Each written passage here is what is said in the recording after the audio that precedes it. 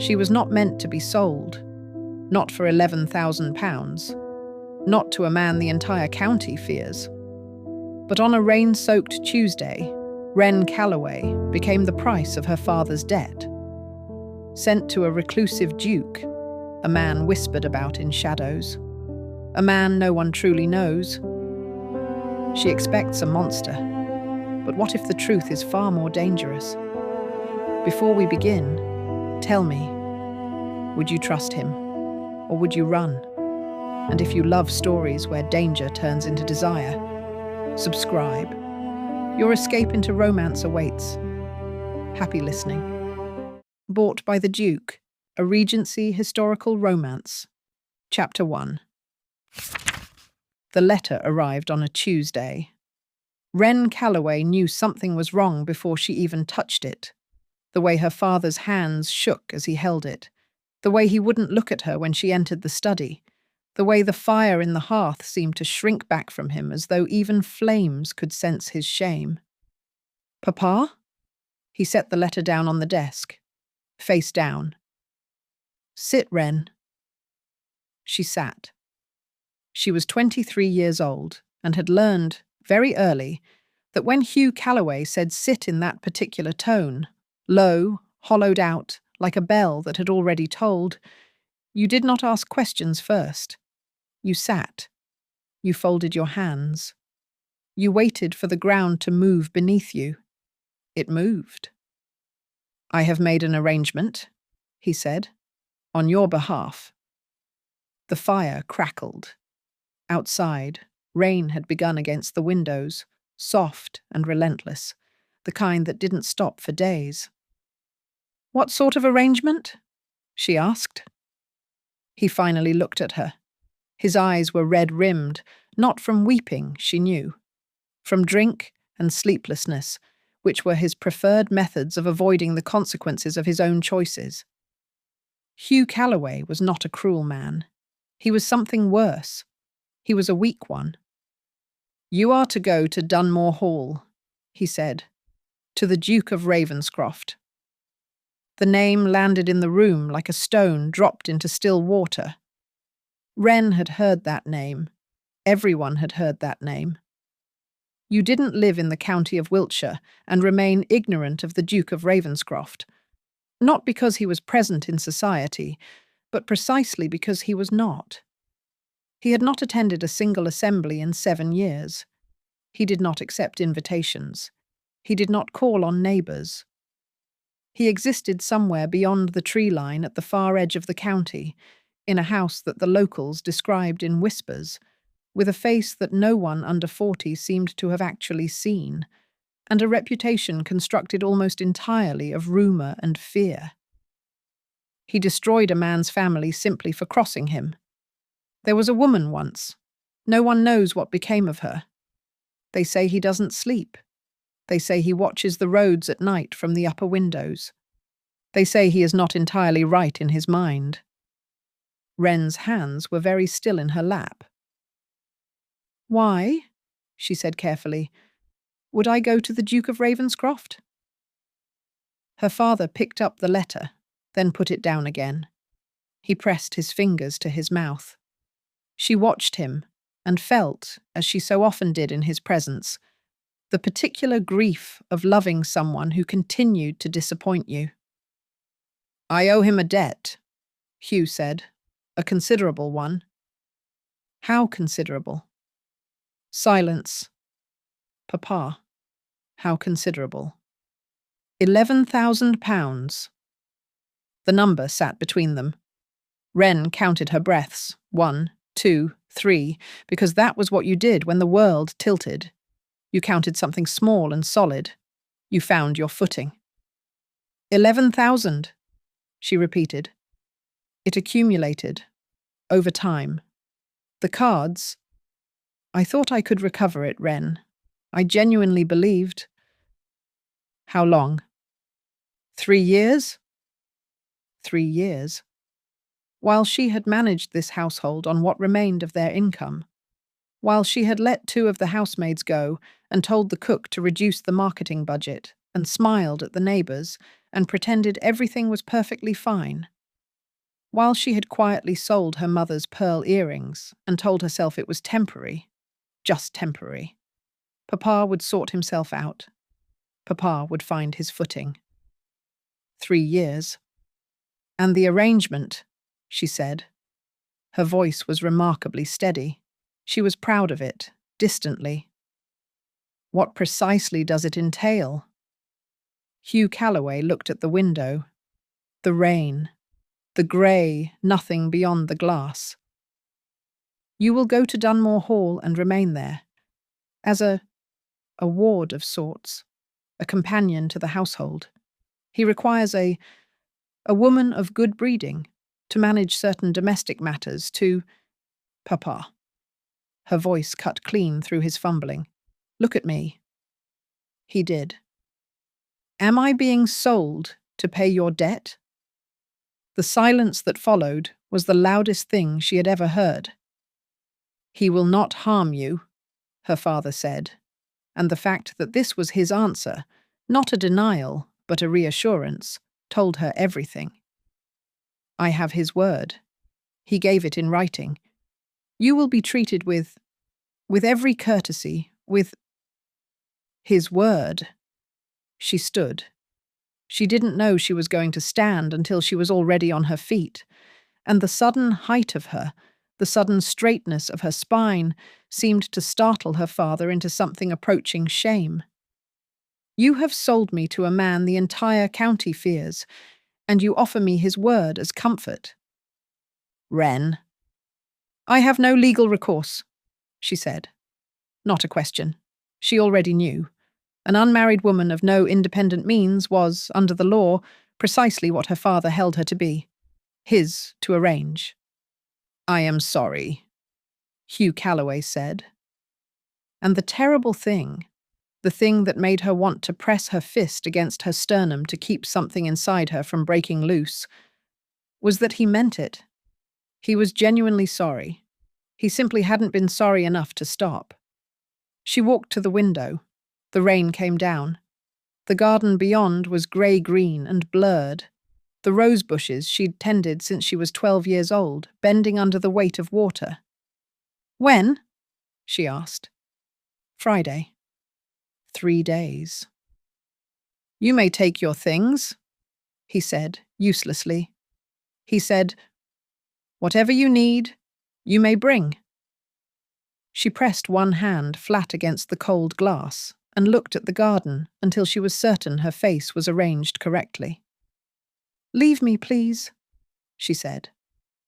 He left. She stood there for a long time.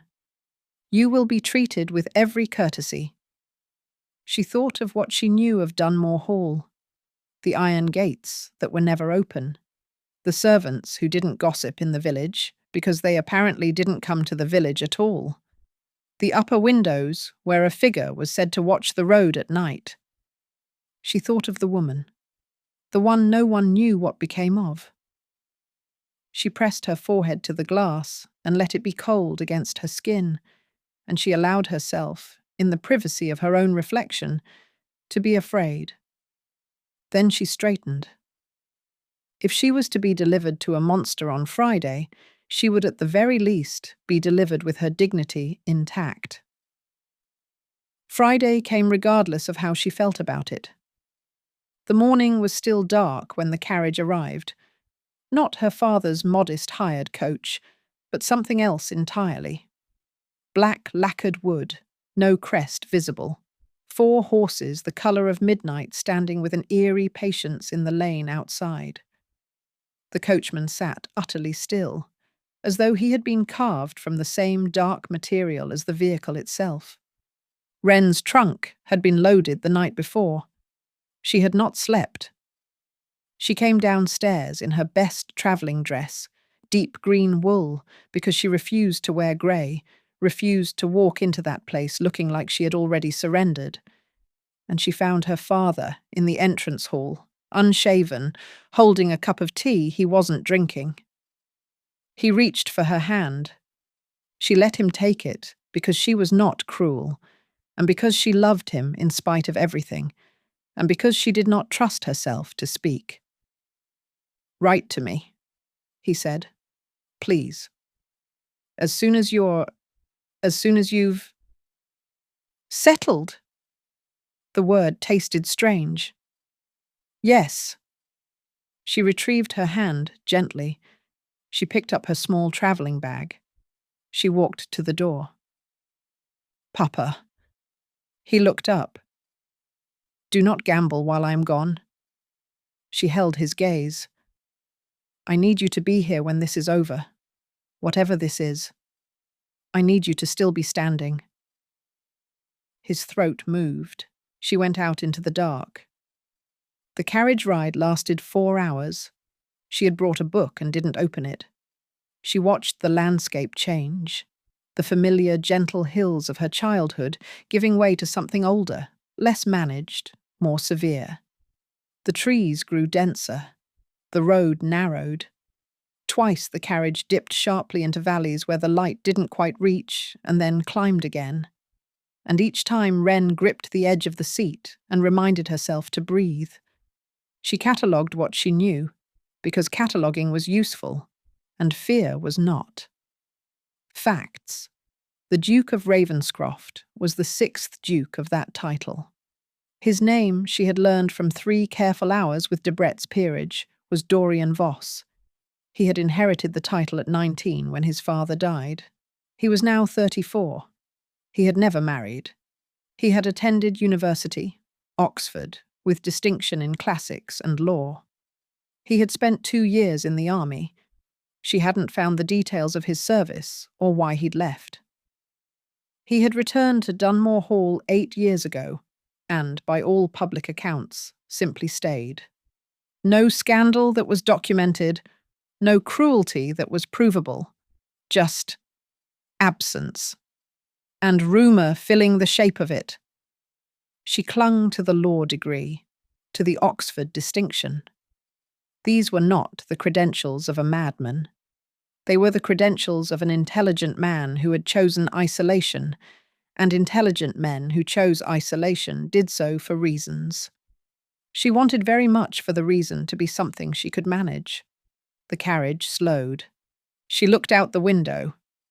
The gates of Dunore Hall were iron, as she'd heard, and they were tall, taller than she'd imagined, easily 12 feet, their tops fashioned into sharp points that disappeared into the canopy of trees overhead.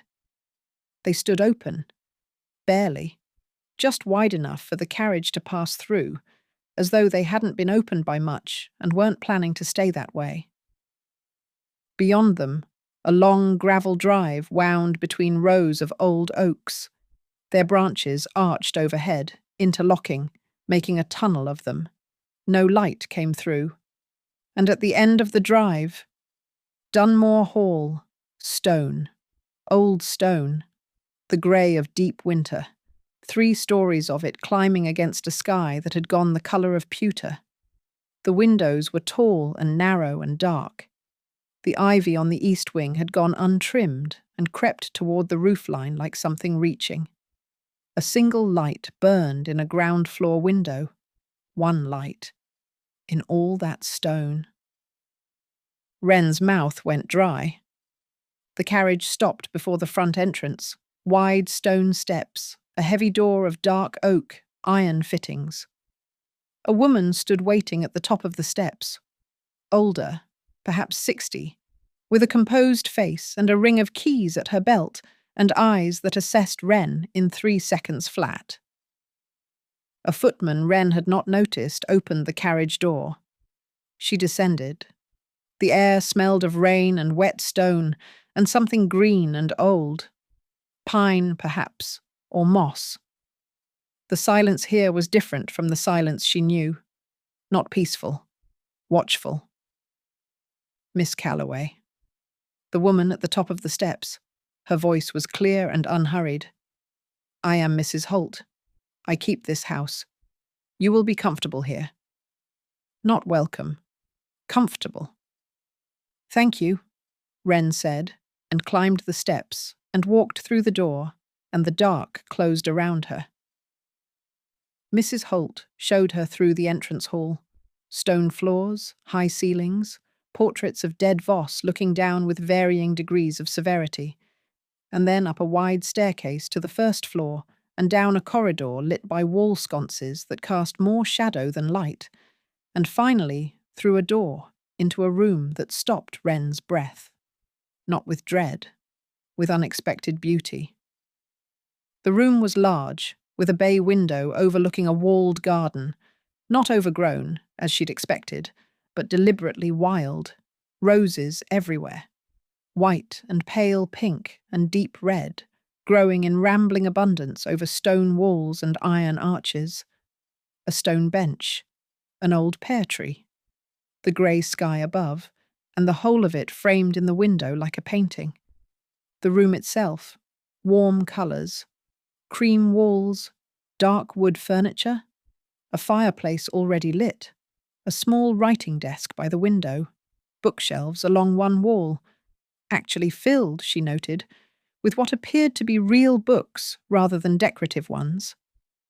A vase of white roses on the dressing table, fresh, just cut. Someone had put fresh roses in this room today. "The water is hot," Mrs. Holt said from the doorway. "The bath is through there. Your trunk will be brought up within the hour. You will dine at 8. A pause. "His Grace takes his meals separately. You will not be expected to join him unless he sends word." Wren turned from the window. "When will I meet him?" The housekeeper's expression shifted, not softened exactly, but adjusted, the way a careful face adjusts when a question is more complicated than it appears.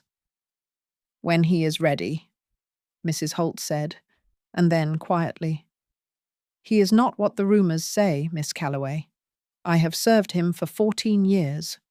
You would do well to remember that." She left.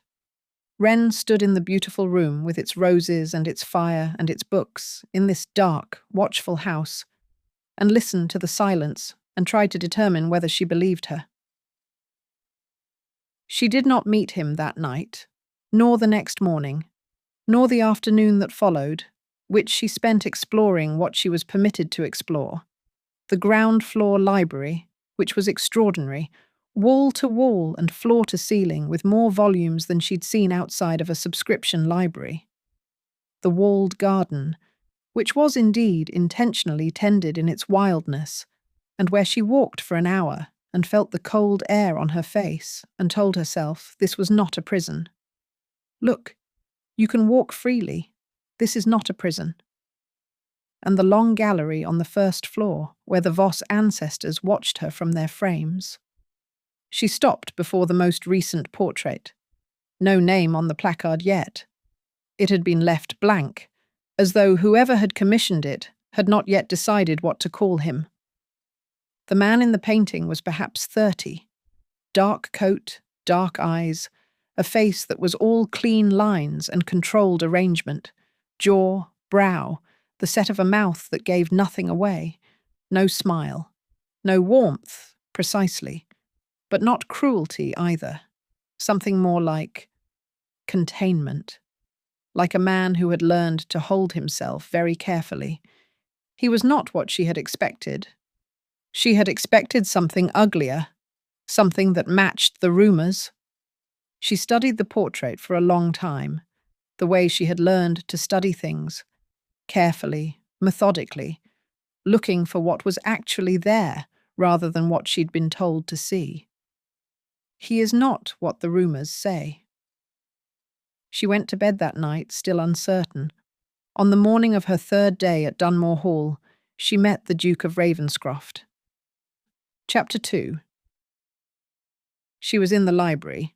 She had been there since 7, because sleep had once again proven unhelpful, and the library was the one room in this house where she felt something close to ease. She'd found, on the second shelf from the top on the east wall, a complete collection of agricultural records going back 4 generations, and she was currently cross-referencing them with the estate ledgers she'd found in the cabinet beneath, because nobody had asked her to, and she had no reason to do it, And it was exactly the kind of purposeful, absorbing work that kept her mind from running toward the things she couldn't control. She heard the door open. She did not look up immediately, assuming it was one of the footmen with her tea.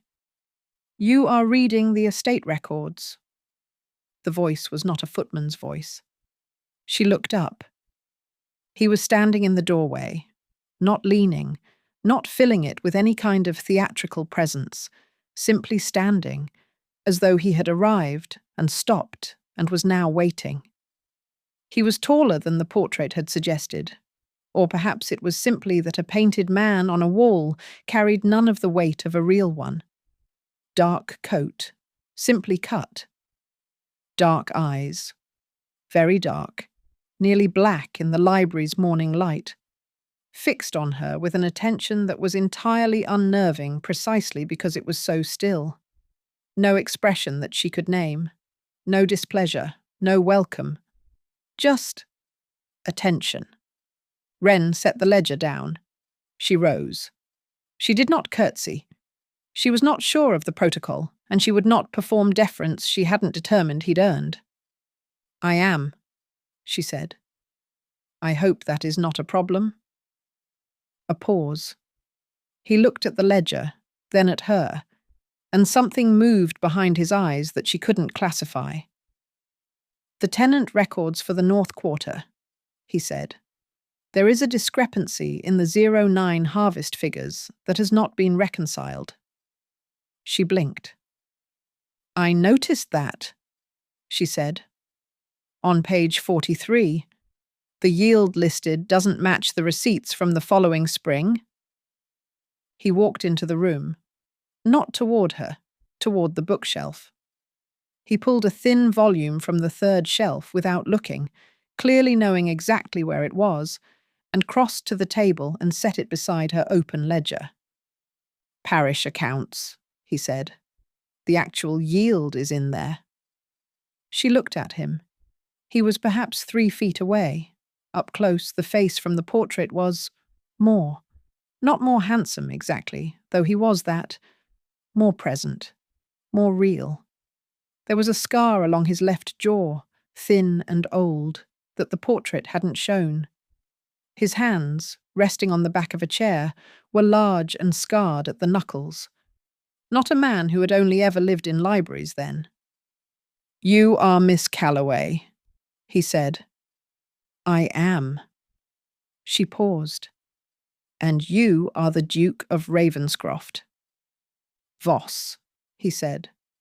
A fractional thing moved through his expression. "Within Dunore Hall, I am Voss." She filed that, not the title, the name. "Very well," she said. "Voss." He looked at her with that unreadable attention and said nothing, and the silence stretched between them, and Wren held herself very still inside it, the way she'd learned to hold still in her father's study while she waited for the next piece of bad news. "You are afraid?" he said. Not a question. "Yes," she said, because she was not going to lie to this man, and she was not going to pretend. "Reasonably so, I think." Something in his jaw shifted, not quite a wince, something adjacent to it. "I told your father you would be safe here," he said. "Yes, he told me that." She kept her eyes on his. "He also said you gave your word in writing. I confess I would find it more reassuring to understand why I am here, rather than simply being assured that I am safe." He was quiet for a moment. "You will be here for a time," he said. "You will have the run of the house and the grounds. The staff will see to whatever you require." He picked up the parish accounts, looked at the page, set it back down. "You will not be confined. You will not be compelled to anything." He paused, as though the next words required consideration. "This arrangement is not what it appears. When I am able to explain more fully, I will." "That is not particularly illuminating," she said. "No," he agreed. It is not. She studied him. He bore it without discomfort, which told her he was accustomed to being looked at carefully and had decided not to mind it, or had never minded it to begin with. "Are you going to hurt me?" she asked. Direct. Clean. She wanted to know, and she would not dress the question in polite language. The quiet that followed was not the silence of a man considering his options. It was the silence of a man who had been hit somewhere unexpected and was processing it. "No," he said. The word was quiet and absolute, and something in its certainty, in its lack of any performance, made her believe it more than she wanted to. "Are you going to keep me here against my will indefinitely?" "No." "Then what?" "I cannot tell you everything yet." He met her gaze steadily. "I am asking you to trust me." "You are a stranger who my father delivered me to in lieu of a debt," she said carefully. "I do not think trust is something you have yet earned." The corner of his mouth, barely, the barest possible movement, not a smile, something that might have been, in another life, the precursor to one. "That is fair," he said. He took the parish accounts. He walked toward the door. "The discrepancy," he said, pausing with his back to her, "traces back to a bad measurement in September of that year. 3 acres were recorded as 20. I have always meant to correct it." He left. Wren stood in the library with her ledgers and the ghost of that almost expression and the particular feeling of having expected something terrible and received instead something entirely unclassifiable. She sat back down. She opened the parish accounts. She found the September entry. He was right. She did not know what to do with the fact that this troubled her more than if he'd been wrong. She saw him again at dinner that evening, which surprised her. Mrs. Holt had said he took his meals separately. She had been seated at the far end of the long dining table with a book propped against the candlestick, eating soup and reading about crop rotation, perfectly content, when the door opened and he walked in and stopped. He looked at her. She looked at him. The footman behind him looked at nothing. "Mrs. Holt told me you dined alone," Wren said. "I do," he said. "Generally." A pause. He walked to the opposite end of the table, 12 feet of gleaming mahogany between them, and sat down. The footman brought him soup. He ate. She ate. The candles burned between them. "What are you reading?" he asked. Eventually, without preamble. She tilted the spine toward him, though he couldn't possibly read it at this distance. "The Complete Agricultural Treatise of Lord Repton," she said. "From your library." "You have an interest in agriculture." "I have an interest in useful knowledge," she said. "My father's estate, what remains of it, has 300 acres that have been mismanaged for the better part of a decade.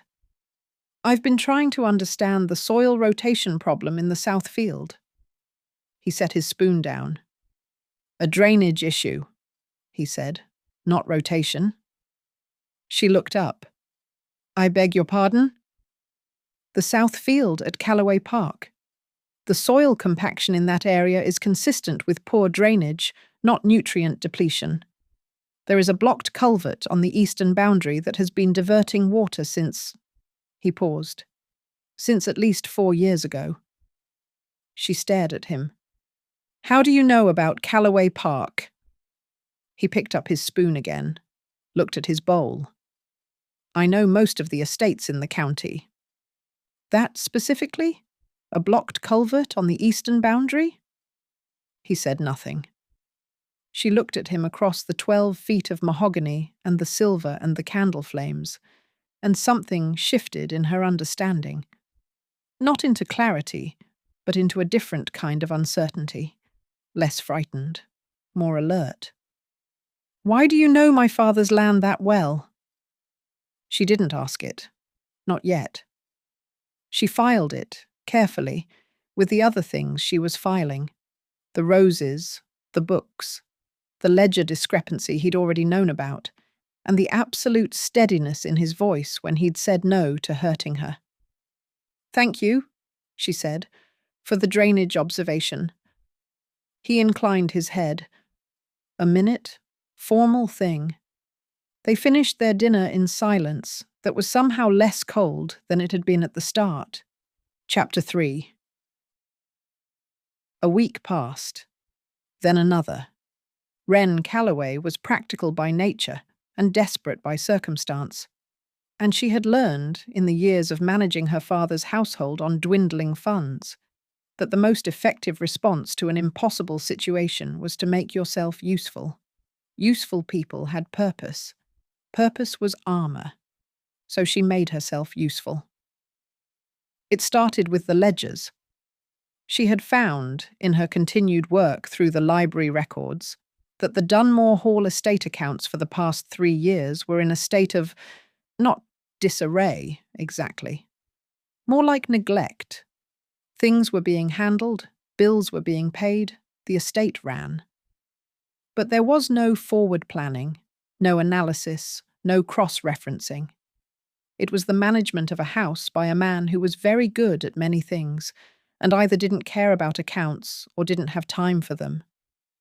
She began, quietly, to organize them. She didn't ask permission.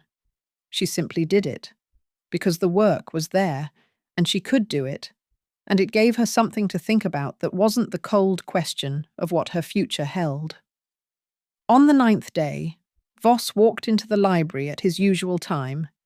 She had noted he came to the library every morning at 10, spent an hour there, then disappeared until dinner, and found her with 4 separate ledgers open on the large central table, and a chart she had drawn herself on a piece of foolscap, mapping the estate's expenditure patterns for the past 3 years. He stopped. He looked at the chart. "You reorganized the accounts?" he said. "The methodology was inconsistent," she said, without looking up. Whoever was maintaining them was recording stable expenditures as variable and variable ones as stable, which meant any genuine anomaly was invisible within the noise. She tapped the foolscap. "You have, for instance, been overpaying your grain merchant by approximately 14% for 2 years. There is a comparable supplier in Marlborough at a significantly better rate." Silence. She looked up. He was looking at the chart with an expression she was beginning to recognize. That internal adjustment, that slight recalibration, the look of a man who had expected one thing and received another. 14%, he said. "Over 2 years, on your volume of purchase, that is approximately..." She checked her figures. £230. He pulled out a chair and sat down across from her. He reached for the chart. She let him take it. He studied it in silence. She watched him without pretending she wasn't. His face in concentration was different from his face in stillness. The controlled blankness gave way to something more focused, more inhabited. He was, she was beginning to understand, very intelligent, and intelligence was more visible in some faces than others. "You were trained in accounting," he said. "I was not trained in anything formal," she said. "I taught myself, out of necessity, when my father's man of business proved unreliable, useless, and eventually embezzling, but that was a longer story. I managed the household accounts for 7 years. He set the chart down. He looked at her across the table. "Why didn't you marry?" he asked. The question was blunt, not impolite. She was coming to understand that he was never impolite, precisely, but he was direct in a way that cut through the usual social cushioning as though he found the cushioning itself to be inefficient. "I had offers," she said, equally directly. 3. The first was a man twice my age who wanted a nurse as much as a wife. The second was a man of adequate means and disagreeable character. The third, she paused.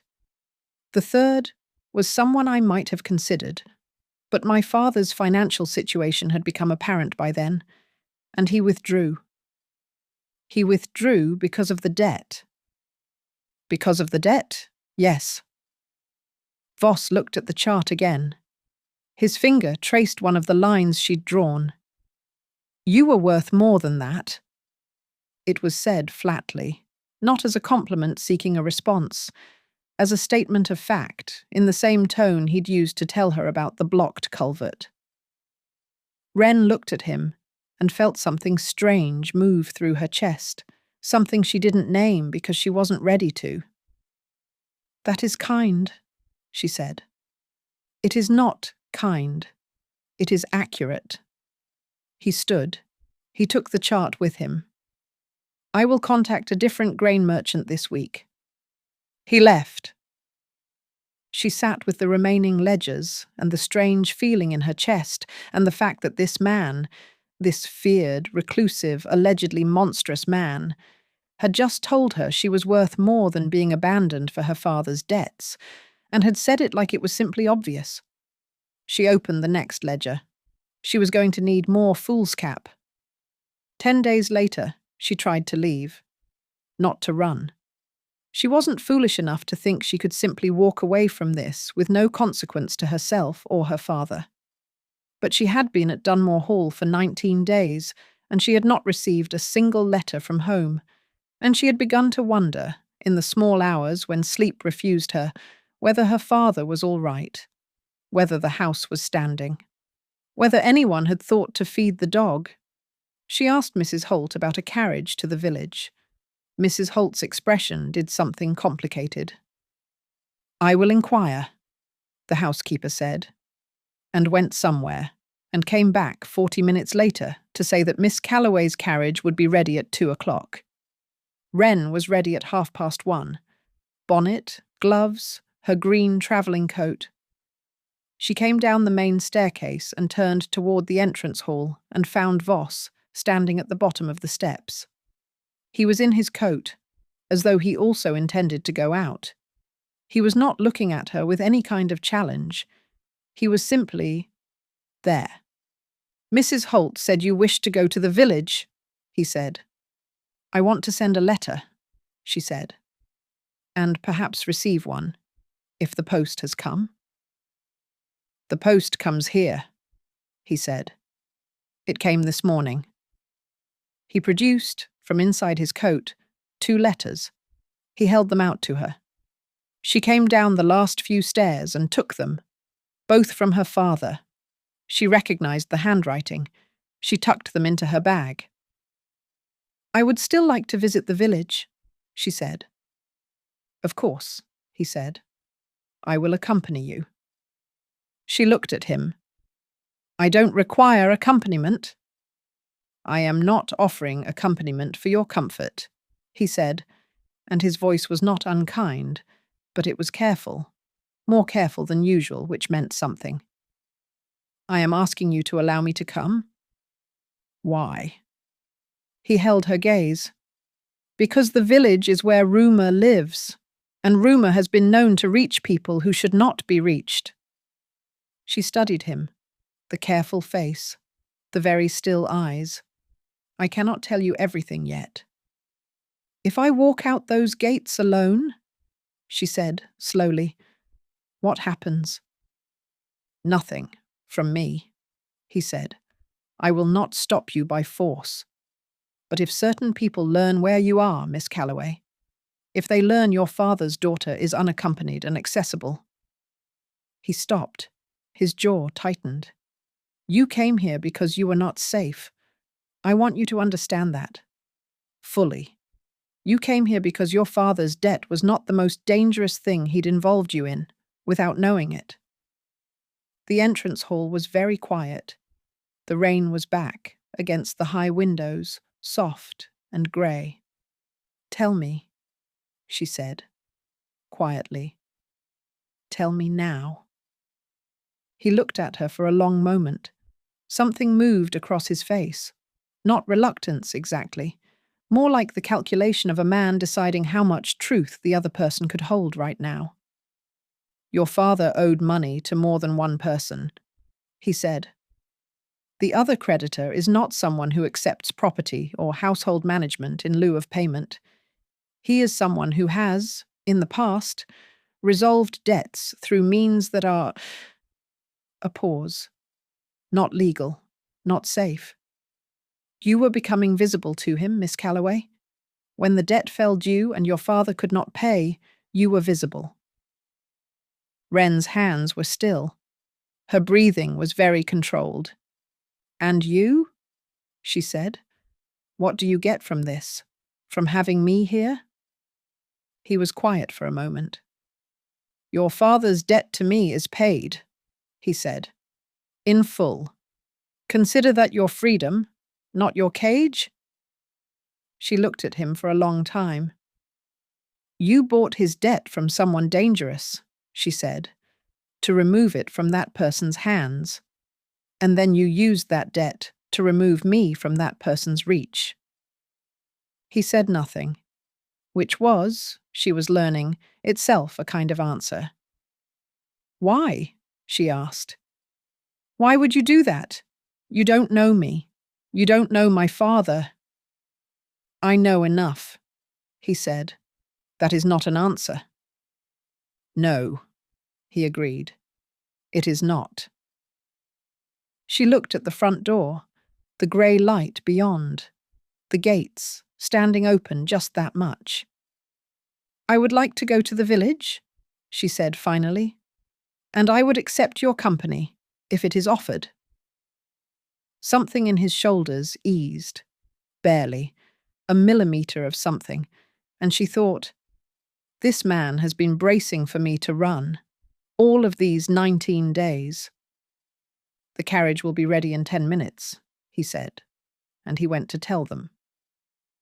Wren stood in the entrance hall with her letters from her father clutched in her gloved hands, and she looked up at the portrait of a long-dead Duke of Ravenscroft on the wall above the stairs, cold-eyed and severe and nothing at all like the man she was beginning to see. And she thought, "He bought my father's debt. He brought me here to keep me safe." And then, very quietly, underneath that, from what? Chapter 4. The village of Dunore was small. A high street, a posting inn, a church, a modest collection of shops. The carriage set them down outside the post office, and Wren went in to arrange her letter, while Voss waited outside, and she was aware, the entire time she was inside, of the postmaster's eyes going to the window every few seconds, watching the Duke standing in the street. Not with fear, she noted, with a kind of careful respect. The postmaster was perhaps 50, and he handled her letter with efficiency and charged her fairly and said, as she turned to leave, "It's good to have him in the village, miss, however rare. He's done right by this place. More than most know." Wren paused. "Has he?"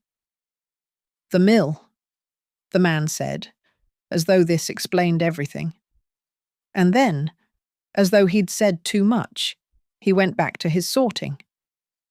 She came out. Voss was standing where she'd left him, hands clasped behind his back, watching the street with that particular watchfulness she was beginning to recognize as simply how he was, always attending, always taking in.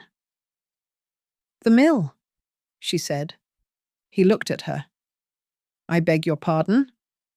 The postmaster mentioned a mill. A pause. "There was a fire," he said. 4 years ago. The mill was the primary employer in this village. It burned in a dry summer. Nobody's fault. A spark from the forge. I financed the rebuild." "You financed it." "It was practical," he said. "A village that cannot earn, cannot sustain itself. A village that cannot sustain itself becomes a problem for the estate." She looked at him. "You could simply say you helped them," she said. He looked at the street. "The practical reason is also true. Both things can be true." He said nothing. They walked to the lending library. There was a small one, 3 rooms above the chandler's shop. And Wren found 2 books she wanted, and Voss, who had followed her in without comment, found one. She noticed he greeted the librarian by name. The woman, elderly and sharp-eyed, patted his arm without ceremony, the way you patted the arm of someone you'd known for a long time.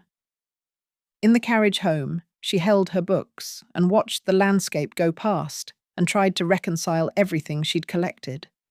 The roses, the ledgers, the mill, the postmaster's respect, the housekeeper's quiet loyalty, the dangerous creditor whose name she still didn't know, the absolutely flat certainty in his voice when he'd told her she was not safe without his protection. "The other creditor," she said. "The dangerous one. What is his name?" "Pitken," Voss said, after a pause. "Roland Pitken. He is a moneylender with connections to certain criminal elements in London. He is also—" The pause was longer this time. "He is someone I have had dealings with before, of a complicated nature." She looked at him. A past failure to protect someone. She had remembered from the story of him she'd assembled in her mind, the way you assembled a puzzle from pieces, most of them still missing. "The woman," she said, quietly, "the one the rumours mention, the one no one knows what became of." He went very still. The carriage moved through the lanes. The trees outside were bare-branched and reaching. "I am sorry," she said. That was perhaps too direct. "No," he said, after a long moment. "It is accurate. There was a woman, several years ago, someone who came into Pitcairn's reach. I attempted to prevent the consequences." A pause. "The kind with weight in it." "I was too late." Wren held her books and said nothing, because this was not a moment that wanted words, and she was learning his silences, learning that they were not emptiness, but presence. And she let this one exist between them, until the gates of Dunore Hall appeared and the carriage rolled through, and she thought, "He failed to protect someone, and it haunts him. And now he has done all of this to avoid failing again." She did not know who she was to him. She did not know if she was a debt repaid, or a guilt managed, or something else that he hadn't named yet. But she knew, by the time she stepped out of the carriage and looked back at him, and found him already watching her, that she was done being afraid of him. Done being afraid of him. She was beginning to be afraid of something else entirely. Chapter 5. From Wren Calloway to Miss Phoebe Dunstan, her dearest friend. Phoebe, I am writing to you from a library that contains approximately 4,000 books, a fact which is perhaps the single most comforting detail of my current circumstance. So I lead with it. You will have heard, by now, from my father, or from local gossip, which in our county operates on much the same timeline, that I have been sent to Dunore Hall. I know what you will be imagining. I know what I imagined. I want to tell you that the reality is complicated. He is not cruel. I want to be very precise about this, because I know the rumours, and I want to correct them where I can. He is distant, and he is controlled, and he is the sort of man who answers questions with 3 words when 60 might be available to him. But he is not cruel.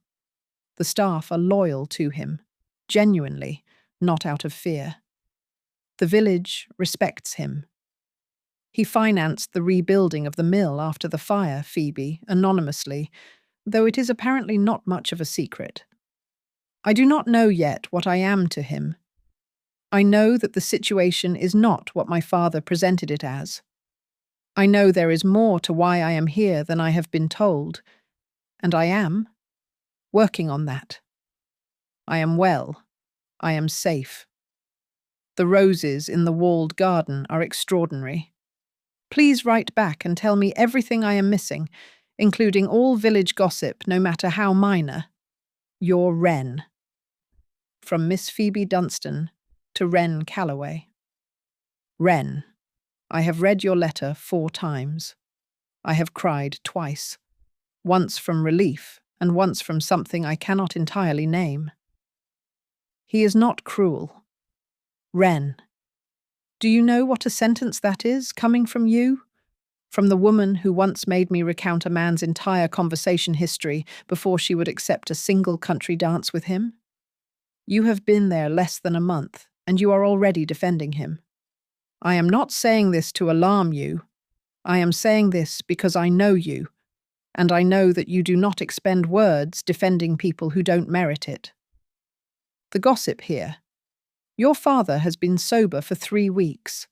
He has hired a new man of business, apparently one with actual credentials this time, and he has been seen walking the south field with a drainage map.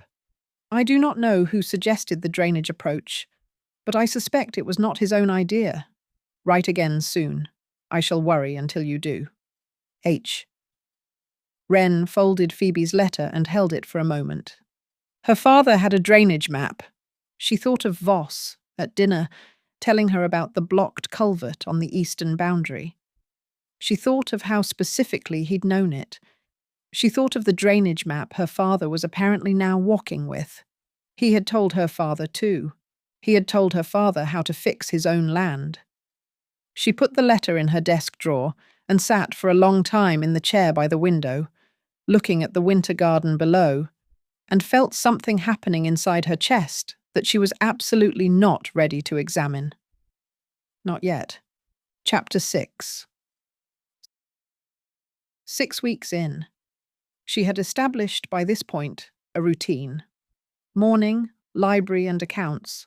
Afternoon, the garden, or walking the grounds if the weather permitted, or the gallery if it didn't. Evening, dinner, which had, without any formal arrangement, become a shared meal. She and Voss at their opposite ends of the long table, which had seemed to grow shorter with each passing week, as though the mahogany itself was rearranging itself around them. They talked at dinner. About the accounts, she had found 3 more inefficiencies and proposed solutions for all of them. About the books they were both reading, he was working through a dense volume on Roman law. She had moved on from agricultural treatises to a history of the Peninsular War that she'd found on the bottom shelf, partly because it interested her, and partly because she suspected it might explain the scar on his jaw. About the estate. The tenant in the North Quarter had a roof that needed repair. Voss had already sent someone. She hadn't needed to mention it, but found she'd been going to. About nothing, sometimes, which was becoming something she found herself looking forward to in ways she did not inspect. She was not afraid of him anymore. She was beginning to be something considerably more inconvenient. On the night it almost broke. She woke at 2 a.m. from a dream she couldn't quite hold on to. Only the feeling of it, a closing in, a darkness without exit. Her father's voice saying there is no more money, there is simply nothing left. She lay in the dark with her heart going too fast and her mouth dry, and she thought, quite distinctly, I cannot do this. Not this house, not this man. Not this strange life she was living in suspension, waiting to understand what came next. She got up. She dressed, not fully, just enough. A dressing gown over her nightgown, her feet in slippers. She took a candle. She went downstairs. The library was dark and cold. She lit the lamp on the writing table and wrapped herself in the wool throw she'd claimed from the settee in the corner. And she sat, and she looked at the fire she needed to build, and realized, quite stupidly, that she was crying. Not loudly. She never cried loudly. It was a quiet thing, and she was annoyed with herself for it, because crying didn't solve anything, and she had never found it particularly useful. But her body had apparently decided to do it anyway, without consulting her. And so she sat in the cold library and wept with the silence of someone who had been holding something back for a very long time. She didn't hear him. She only knew he was there when the fireplace suddenly brightened. Someone crouching before it, building a fire with quick, efficient hands. And she flinched so hard she nearly knocked the lamp off the table. Voss was crouching by the hearth. He did not look at her. He continued building the fire, adding wood, adjusting until it caught and grew, and the library warmed by several degrees. And then he straightened and looked at her. She was aware she was undressed, essentially. Aware she had been crying, and he could see that. Aware that this was enormously improper, and she didn't have the energy to care. He crossed the room. He picked up the wing-backed chair from the corner, lifted it easily, one hand on the back, as though it weighed nothing, and set it beside her at the writing table. He sat down in it. He did not ask if she was all right. He did not offer platitudes. He simply sat there, 3 feet away, in the firelight. A minute passed, then another. "I was not expecting this," she said. Her voice was rough-edged. "Any of this. I was prepared to be afraid. I was prepared for something to manage. I was not prepared to be—" She stopped. She wasn't sure what word came next. "Here," he said quietly. She looked at him. "Suspended," she said.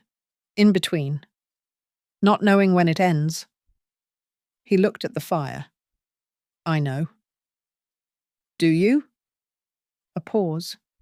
His profile in the firelight. The strong line of jaw, the scar, the set of a mouth that rarely curved but was, she had noticed, capable of small movements that meant a great deal. "I have lived in suspension for 8 years," he said. "There is a particular quality to it that is difficult to explain to someone who has not experienced it." She wiped her face with the back of her hand, and he reached into his coat pocket and produced a handkerchief and held it out to her without looking at her, the way you offered a handkerchief to someone without making them feel observed while needing it. She took it. She pressed it to her face. It smelled of cedar and something else, something warm, and she was aware she was cataloguing this, and she should probably stop. 8 years, she said, since you came back here. Yes. After the woman. A long pause. The fire. After Pitken, he said, finally. After what Pitken did, and what I failed to prevent, and the understanding that I could not. I could not simply move through the world, as I had been moving, and risk that kind of failure again. She turned to look at him. He was still looking at the fire. "So, you came here," she said, "and built walls." "High ones," he agreed, "and yet you pulled me inside them." He looked at her then, full, direct, those dark eyes with the fire reflected in them. "Yes," he said. She held his gaze. "Why?" she asked, for the 3rd time. Still, she needed it. And for the first time, he didn't retreat into "I cannot tell you yet." He held her gaze and said, very quietly, "Because you were in danger, and it was within my power to stop it. And because—" He stopped, his jaw tightened. "Because I had met your father, some months before his debt became critical. He told me about you. The way that men sometimes talk about the things they're most proud of when they are also their most ashamed. He spoke of you the way a man speaks of something he knows he doesn't deserve." Wren's throat ached. "He said you kept the house," Voss said. "That you let the maids go and cut the marketing budget and sold your mother's things and never, not once, reproached him for it." she breathed. He told you all of that.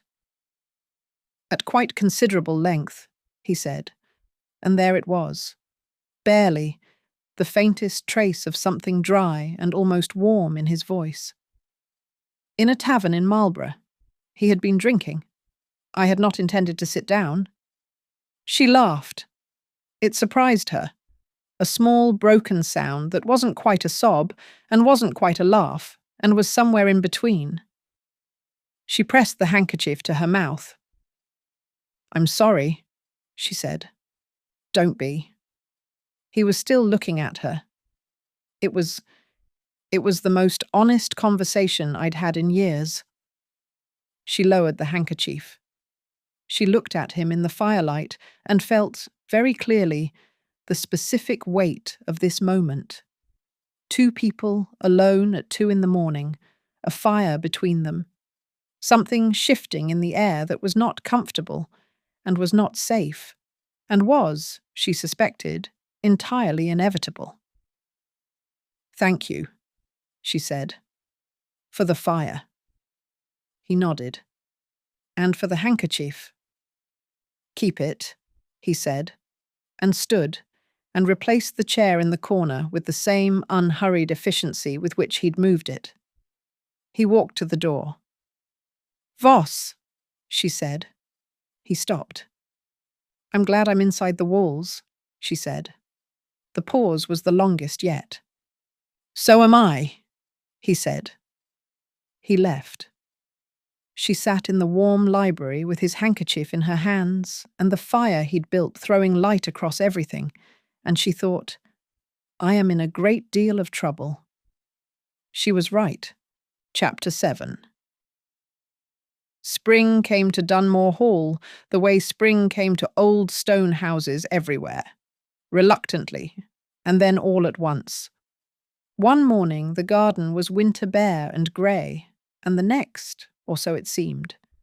The roses were budding, and the pear tree was clouded with white blossom, and the air through the library windows smelled of wet earth and green things beginning.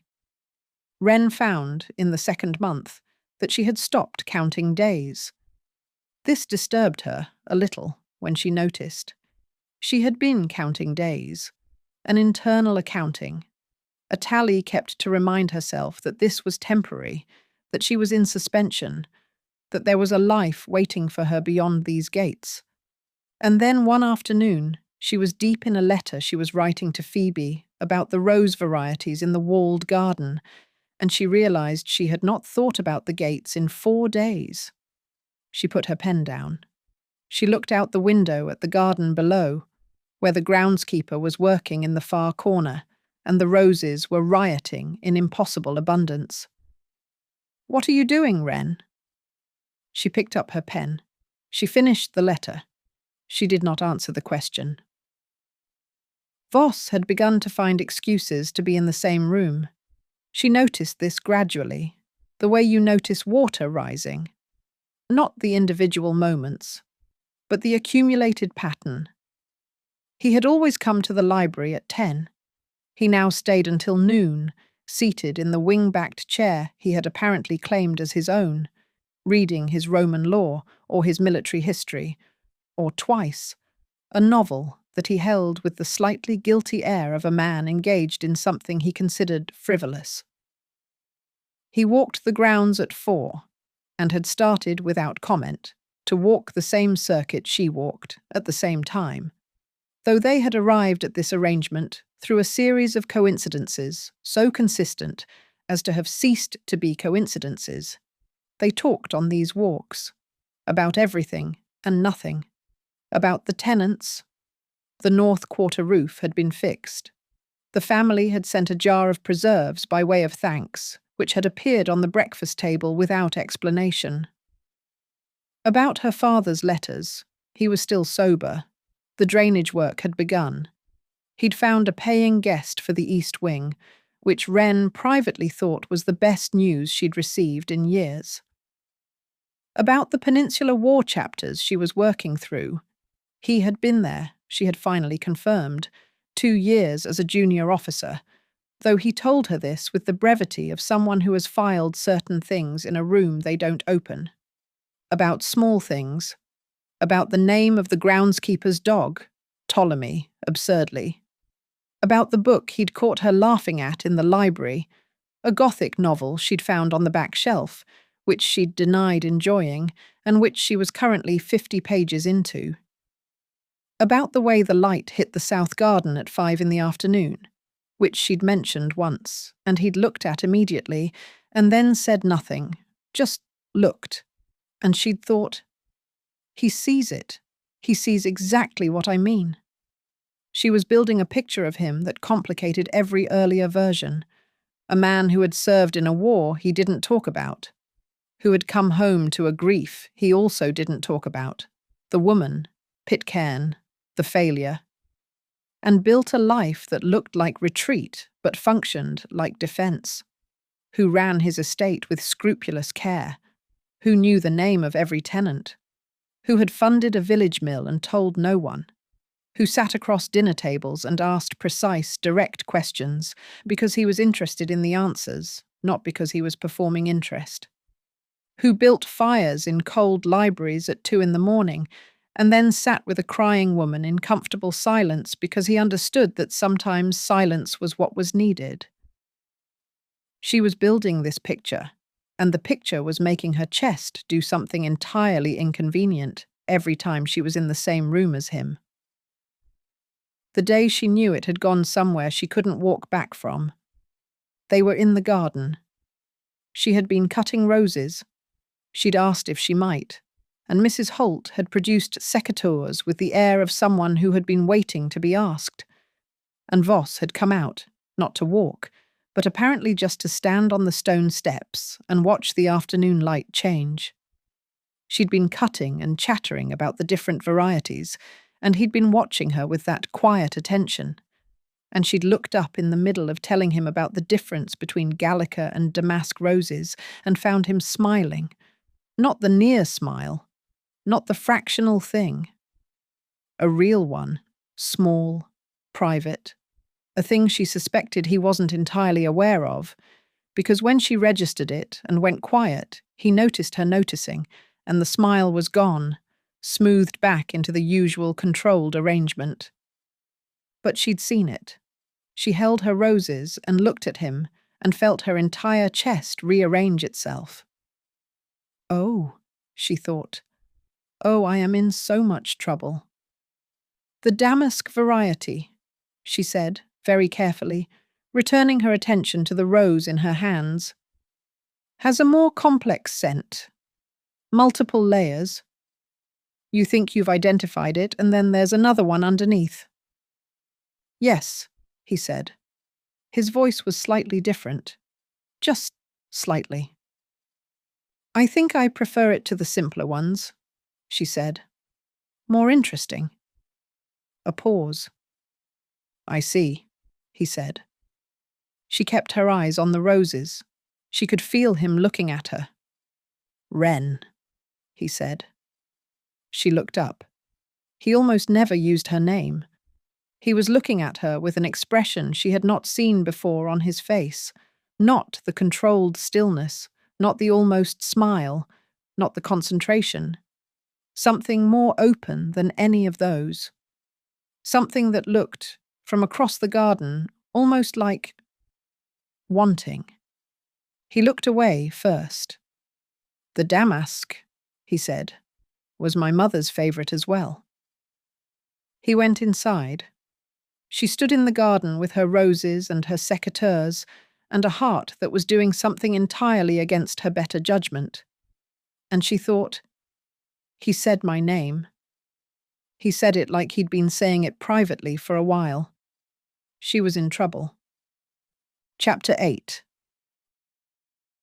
2 months, 3 weeks. The accounts were in perfect order. The estate was running more efficiently than it had in years. She had written 17 letters to Phoebe, received 16 back. One had gone missing in the post, they'd both mourned it. And had read 41 books from the Dunore Hall Library, which she was tracking in a small journal she'd started for the purpose.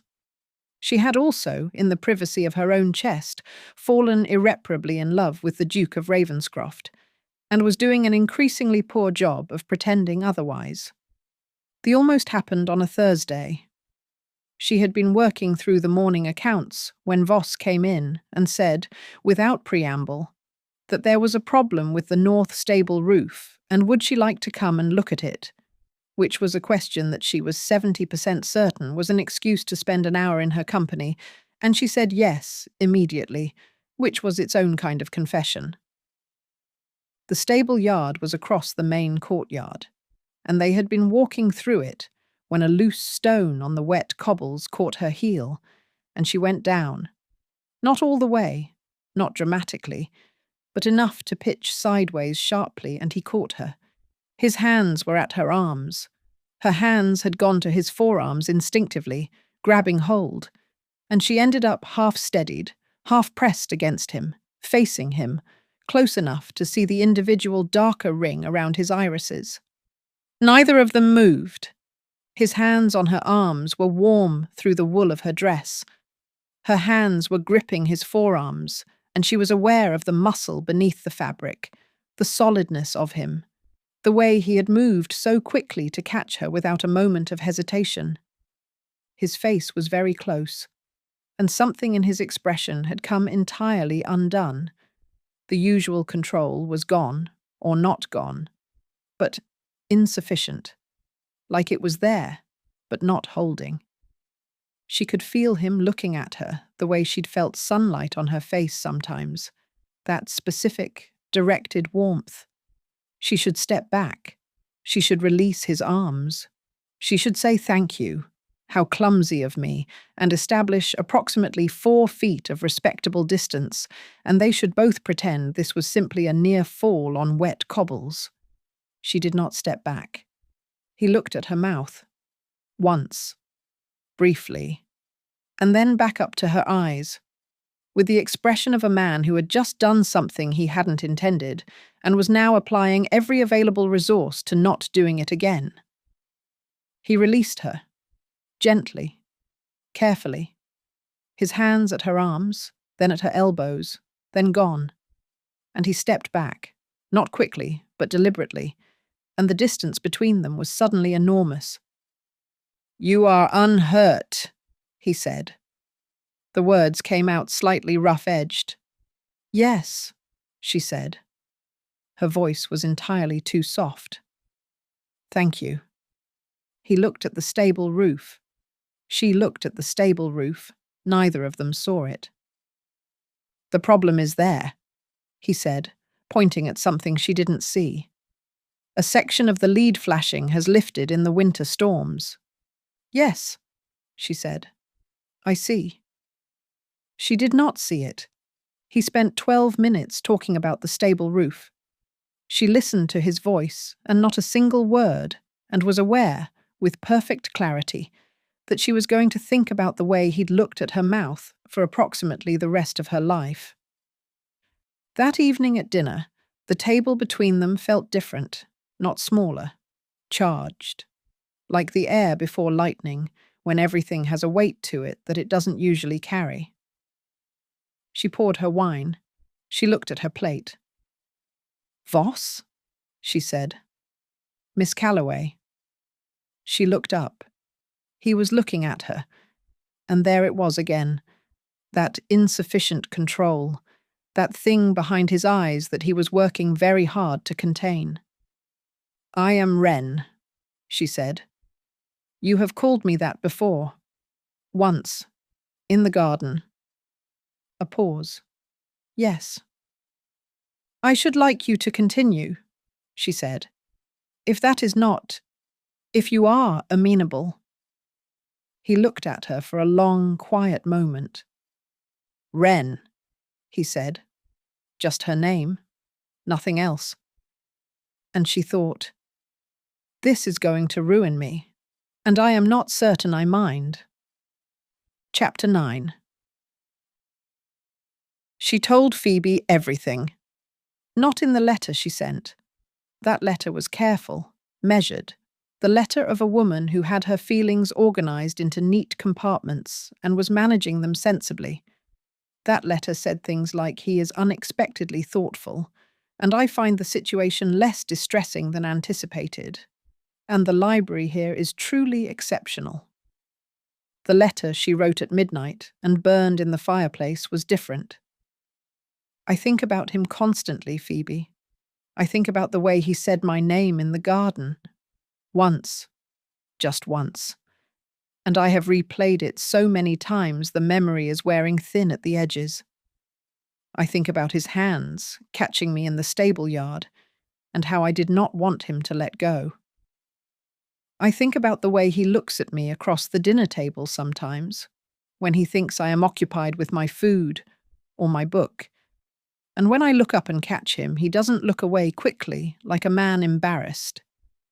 He holds my gaze for exactly one breath too long, and then, very deliberately, looks elsewhere, as though he is practicing restraint, as though restraint is something he is having to work at. I am in love with him, Phoebe. I am in love with a man I have known for 3 months, a man I was delivered to against my will, a man who has told me almost nothing about himself, and yet somehow I know him. I know him in the way you know a piece of music you've heard enough times that you can hear it changing, the subtle variations, the places where it opens up. I know when he is tired, and when he is worried, and when he is almost happy. I know his handwriting from seeing it on the estate documents. I know that he takes his coffee without sugar and his tea with too much milk, and that he reads with his left foot crossed over his right, and that he stops in front of the same painting in the long gallery every time he passes it. A landscape. Nothing remarkable. But he always stops. I don't know what to do with any of this. He has given me no reason to believe he feels anything beyond care, obligation. The residual duty of a man who brought me here to protect me and intends to do that thoroughly, except for the stable yard, except for the way he said my name, except for the look on his face at dinner when I asked him to keep saying it. I don't know what to do, Phoebe. I have never not known what to do. She burned it. She watched the paper curl and blacken, and she felt the heat of it on her face, and she thought, all right. Now you know. Now stop pretending you don't. Knowing a thing and doing something about it were different problems entirely. The jealousy arrived uninvited on a Wednesday. A caller came to Dunore Hall, the first Wren had seen since her arrival. A woman, delivered in an elegant carriage, announced by the footman as Mrs. Edwina Fallow, and shown into the front drawing-room while Voss was sent for. Wren, who had been crossing the entrance hall at the time, stopped. Mrs. Fallow was perhaps 35, dark-haired, beautifully dressed, the kind of composed beauty that came from both good bones and considerable expenditure. She waited in the drawing-room with the ease of someone who had waited in this drawing-room before. Wren went to the library. She opened a book. She read the same paragraph 4 times without absorbing a single word. She was not going to think about who Mrs. Fallow was. She was not going to think about what prior acquaintance allowed a woman to call on a man who received no callers. She was absolutely not going to sit here cataloguing the specific quality of Edwina Fallow's composure and comparing it unfavourably with her own current state, which was not composed, not particularly, not right now. She turned a page she hadn't read. 40 minutes later, she heard the drawing-room door, voices in the hall, his low, hers lighter, some exchange she couldn't decipher. The front door, carriage wheels on gravel. She was reading very intently when he appeared in the library doorway. "Mrs. Fallow," he said, without preamble, as though he had anticipated this being a subject. She looked up. She arranged her face. "I wasn't aware you had callers," she said, pleasantly. "Rarely," he said. He came into the room and sat in his chair. He picked up his book. He did not immediately open it. She is the widow of a man I served with. She comes twice a year. She has been kind over the years. Wren looked at her book. She is very beautiful, Wren said, which was not what she'd intended to say. A pause.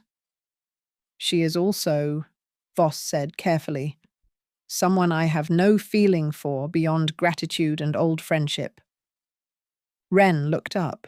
He was looking at her directly, with that look that was too much and just enough. I see, she said. Do you? He said. Not quite a question. She held his gaze for precisely one breath too long. Yes, she said. He opened his book. She opened hers. Neither of them read. Chapter 10.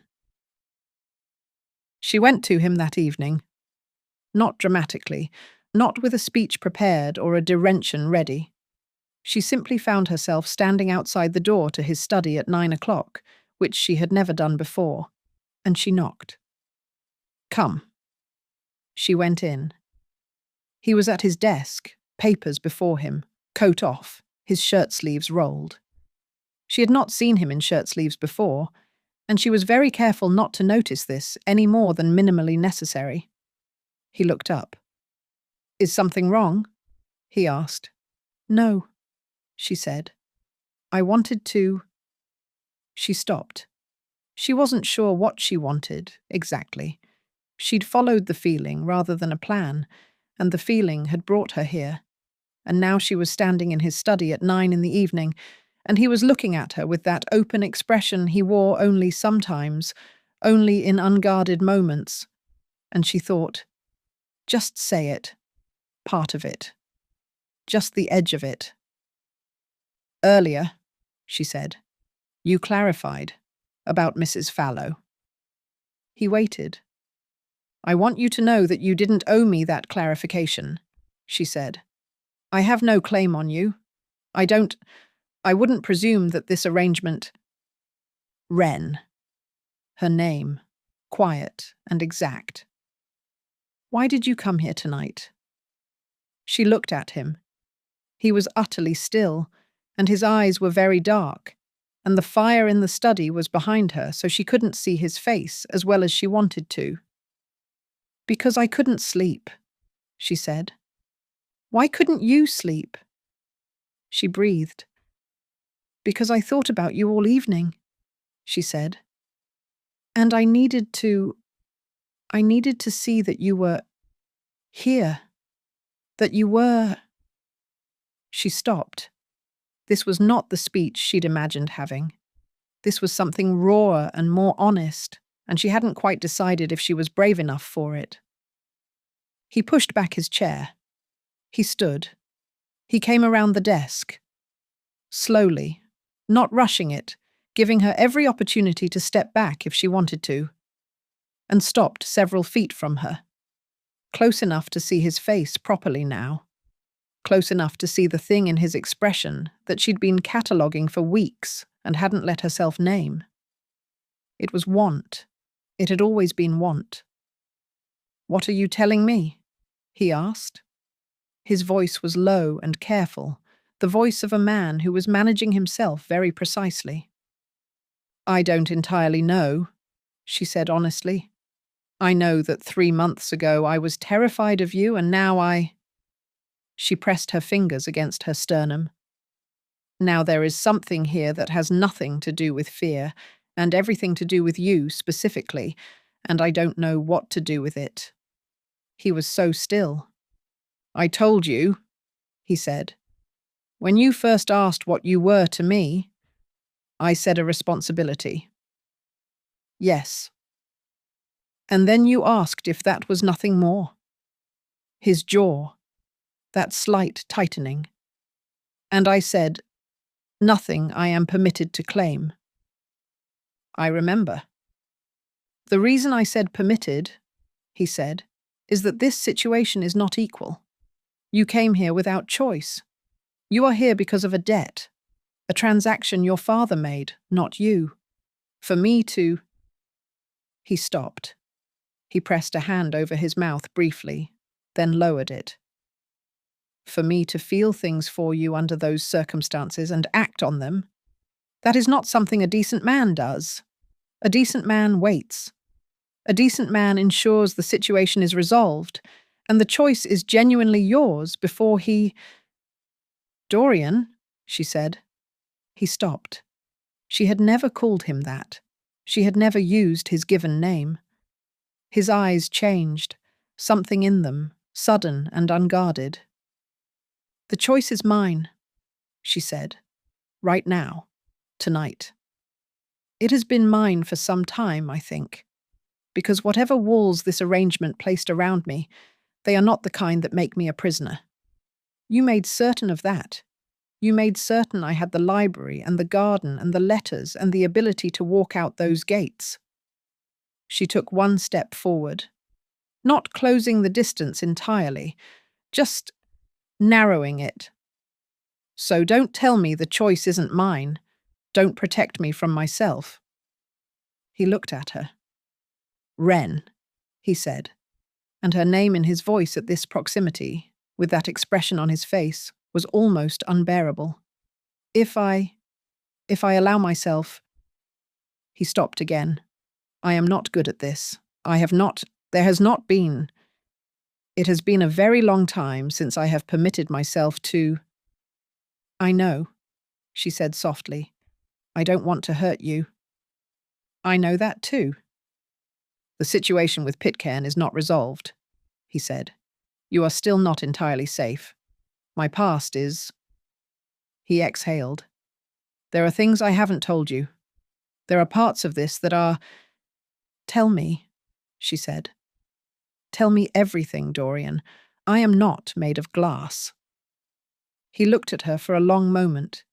This man who had built walls 8 years high, and then, piece by piece, let her see over them, who had lit fires in cold libraries and given her his handkerchief and told her she was worth more than being abandoned. He reached out and tucked a loose strand of her hair back from her face. One finger, along her temple. The most restrained, careful touch she had ever experienced, and somehow the most affecting.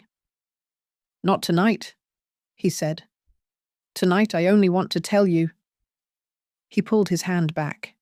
He was doing it again, she could see it, pulling back, managing himself.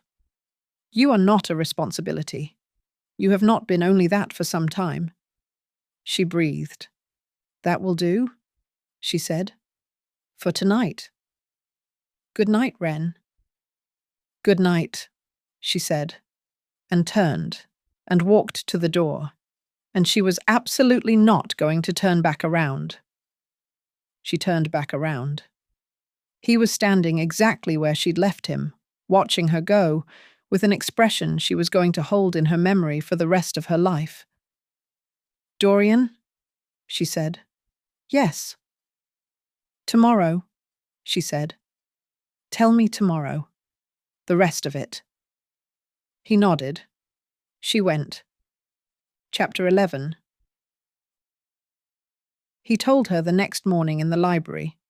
She came in at 9, an hour early, and he was already there, standing by the window, looking at the garden, his back to the door. He turned when she came in. She sat. He sat across from her. He looked at the table for a moment, then at her. I'll start at the beginning, he said. Please. He began. His father had been a good man and a poor manager. The previous Duke of Ravenscroft had carried debt for most of his life. Not gambling, not recklessness, but the particular quiet ruination of an estate that was too large for its income and managed by a man too proud to ask for help. When he died, Dorian had inherited the title, the hall, the land, and the debt. I was 19, he said. I didn't know anything.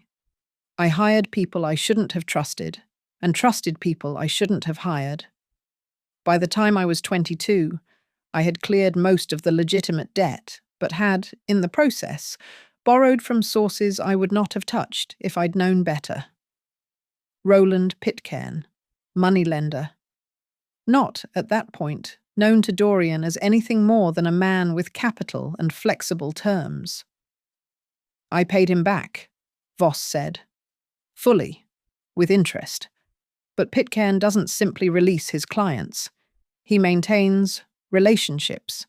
He keeps records. He finds ways to ensure people remain in his orbit, even after the debt is settled. Favors? Information? Access. He paused. He wanted me for my connections. The title, the network, the men I knew in government. I refused. He made certain I understood what refusal cost. The woman. Voss was quiet for a moment. Her name was Rosalind, he said. She was the daughter of a man Pitken had ruined, one of his methods of maintaining leverage. I met her, and I thought... He stopped. Something crossed his face. I thought I could help. I thought I was clever enough and well-connected enough to remove her from his reach. His jaw tightened. I was not. What happened? Wren asked, quietly. He had her removed before I could act, he said. Not killed. Sent away. Somewhere far enough that I couldn't follow without abandoning everything else. She was not in love with me, and I was not in love with her, but she was someone who needed protection, and I had promised it, and I... He pressed 2 fingers to his mouth briefly. I failed. You tried, Wren said. Trying without succeeding is just failing with good intentions, he said. Not bitterly, just with the flatness of a man who had made peace with a truth he disliked. After that I came here. I cut off every connection Pitken could use. I made Dunore Hall impenetrable. No visitors, no gossip, no foothold for him. I spent 8 years making this estate so self-sufficient and so isolated that he had nothing to gain from me and nothing to threaten me with. Until my father, Wren said. Until your father came into a tavern in Marlborough and told me about his daughter. He looked at her, and I thought... I recognized the shape of it. Hugh Calloway owed Pitken money, and Pitken had begun to notice that Hugh Calloway had a daughter of marriageable age and no means to protect her. Wren's hands were still on the table. He was going to use me, she said, the way he used Rosalind. Yes, not in the same way. Pitken is clever. He would have manufactured a situation, a debt called in, a crisis, an arranged marriage to one of his associates, something that looked almost legitimate until you were too deep in it to leave. He held her gaze. I bought your father's debt from Pitken before Pitken understood what I was doing. Pitken believes your father's debt was simply acquired by another party. He does not yet know it is me. When he discovers it, he will understand why, and that is when the situation becomes complicated. It is already complicated, she said. More so, he said. Yes. She sat with all of this, the shape of it, the years of it, the extraordinary weight of what this man had built and maintained and carried, alone, for 8 years, in this house, this isolation.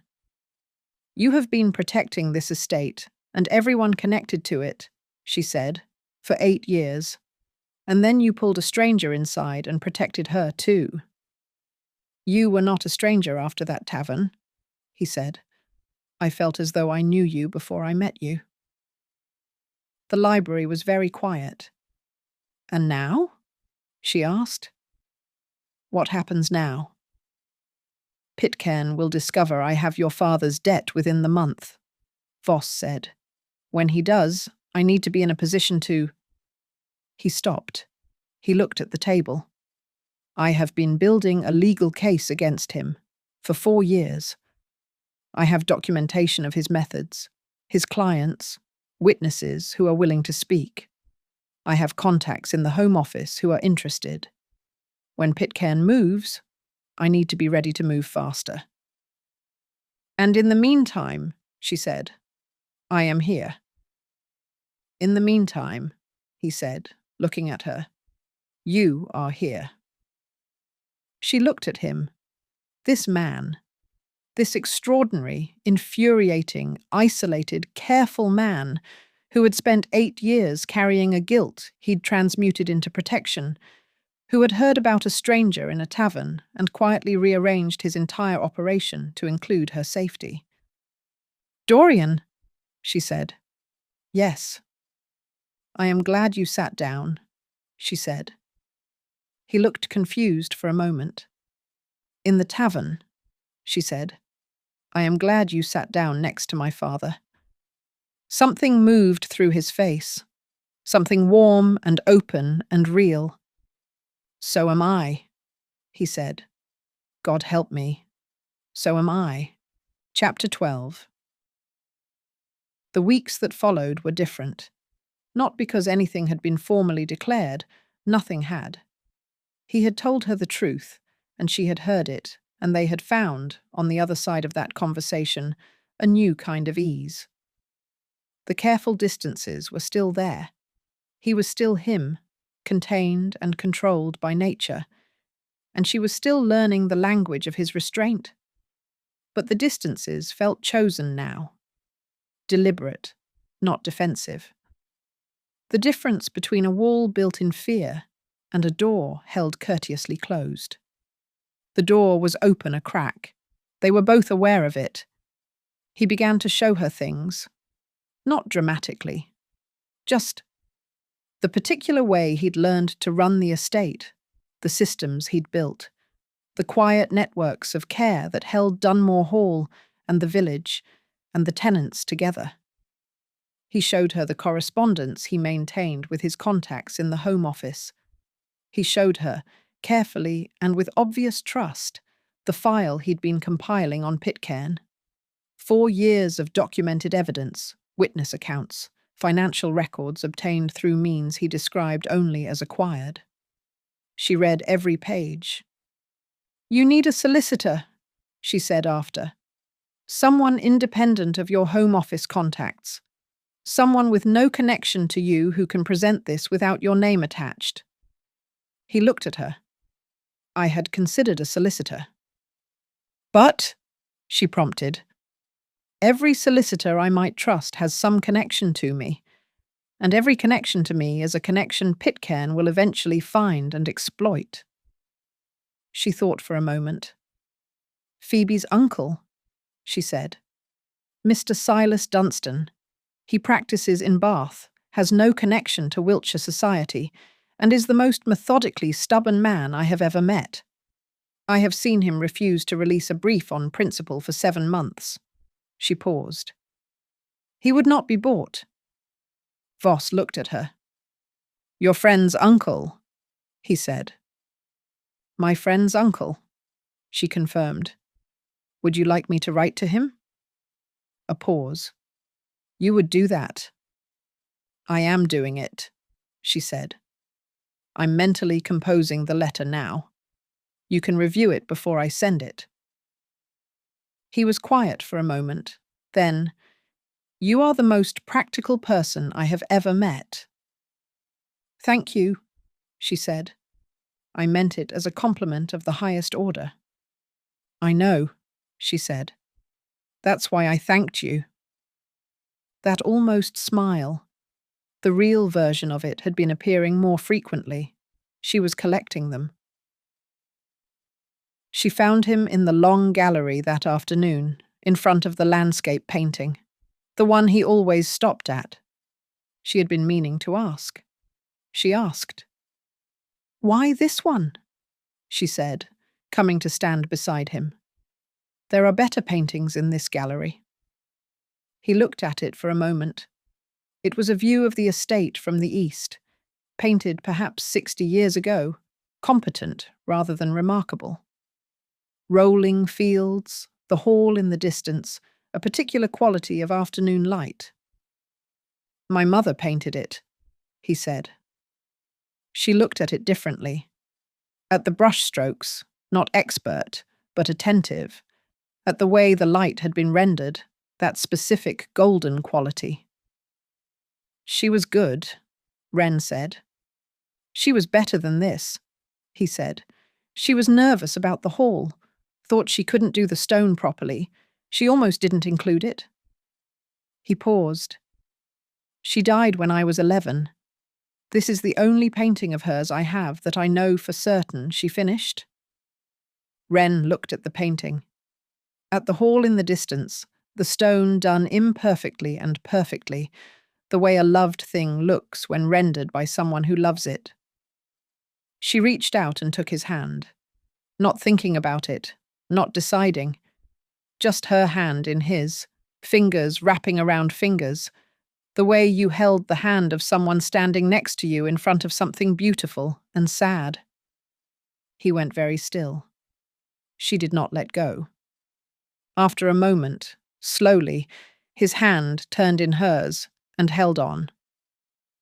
They stood there in front of his mother's painting, hands joined, in the quiet of the long gallery, and she thought, there, that is what it feels like. They stood there for a long time. Chapter 13. She was happy. She noticed this the way you notice weather, not as a thought exactly, but as a physical fact. The quality of morning light through the library windows, the ease in her chest when she heard him in the corridor, the particular warmth of dinner now, when the distance between them at the long table had reduced to 3 seats, practically nothing, when they ate and talked, and sometimes sat in silence so comfortable it felt like company. She was happy, here, in this place she had arrived at, terrified, and the happiness itself frightened her a little, because it was built on foundations she still only half understood, and it could be taken from her in ways she couldn't fully predict. Pitken was still out there. The file was still incomplete. And Voss, Dorian, still carried things he hadn't entirely let her hold. But spring was undeniable. The roses in the garden were in full insane abundance now, white and red and pale gold, and the pear tree was heavy with the beginning of fruit, and the light came through the bay window of her room at 7 in the morning with a warmth that made getting out of bed feel like a gift rather than a necessity. She was walking the walled garden on a Tuesday morning when Mrs. Holt appeared at the gate with an expression that required only one glance to decode. "Someone is here," Wren said. "A man," Mrs. Holt said. "He came to the tradesman's gate. He says he has information about a property matter. He asked for you by name." The warmth went out of the morning. "Did he give his name?" "No," Mrs. Holt said. "But Miss Calloway, I did not like his face." Wren set down her secateurs. "Where is Voss?" "North Quarter.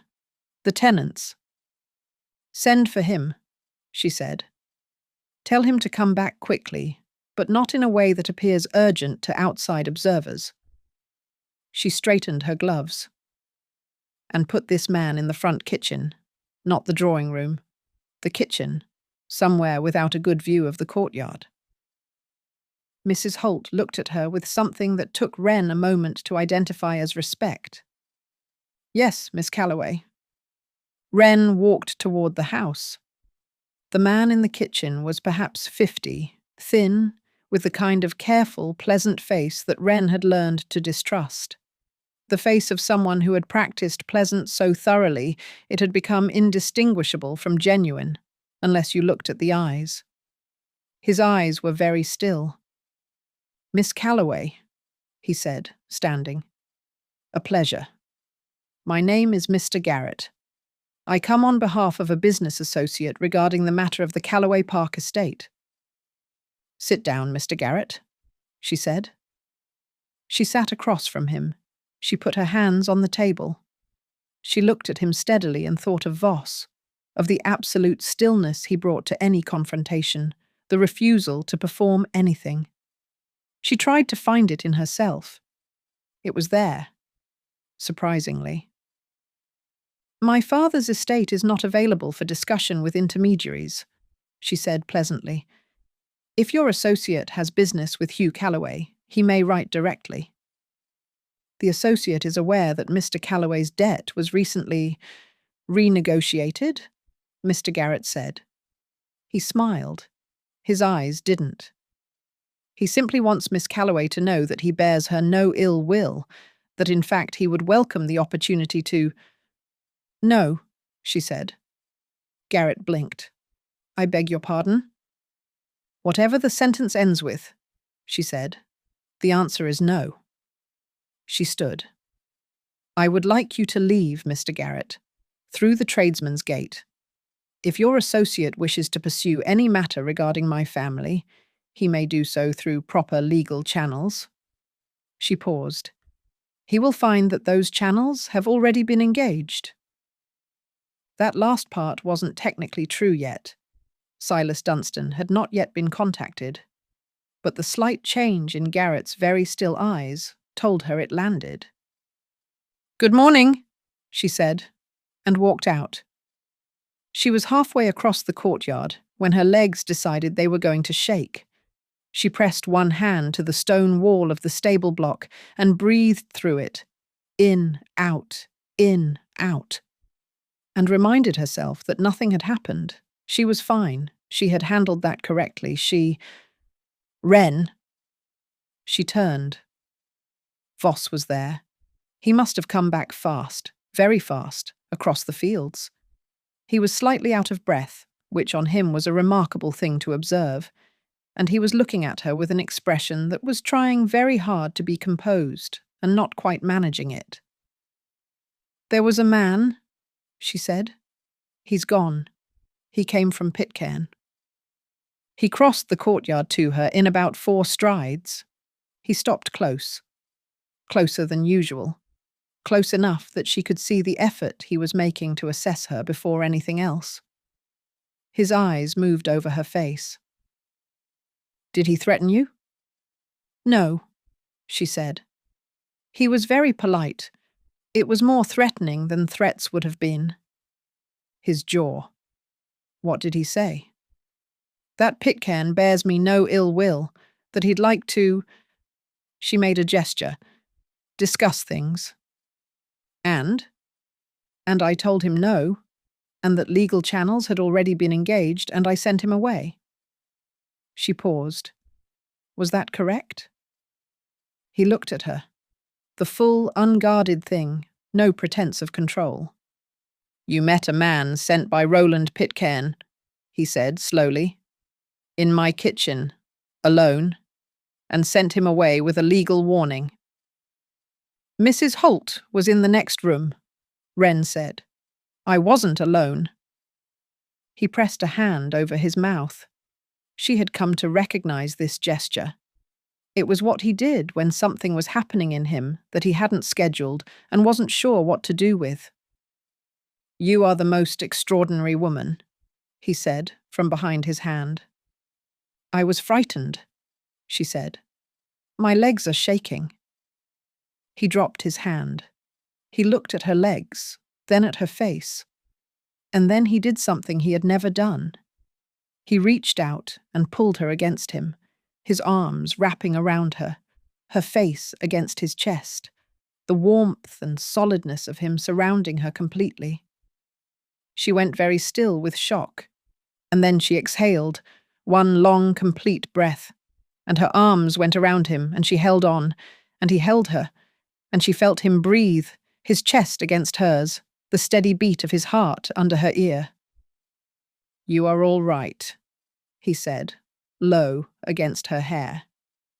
"I know," she said. "You handled that correctly." "I know," she said.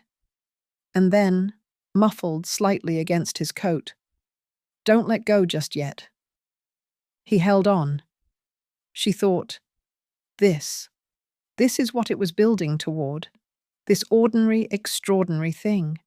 Chapter 14. He did not let go for a long time, And when he did, it was gradual.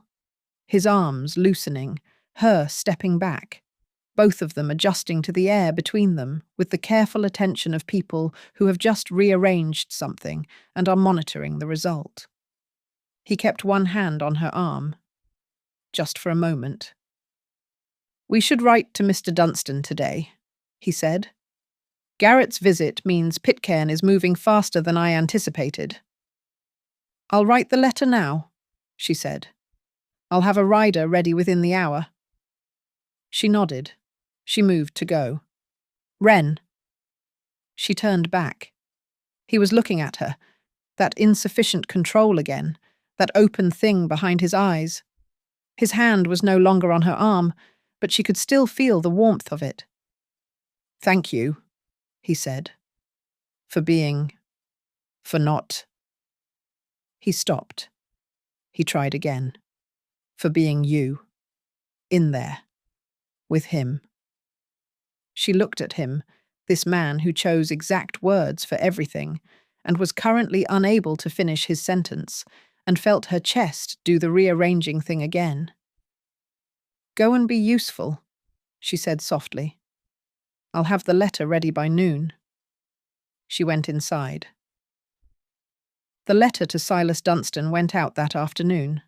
Dunstan replied within 4 days, which Wren took as a good sign. The man was efficient, whatever else could be said. His letter was brief and characteristically stubborn.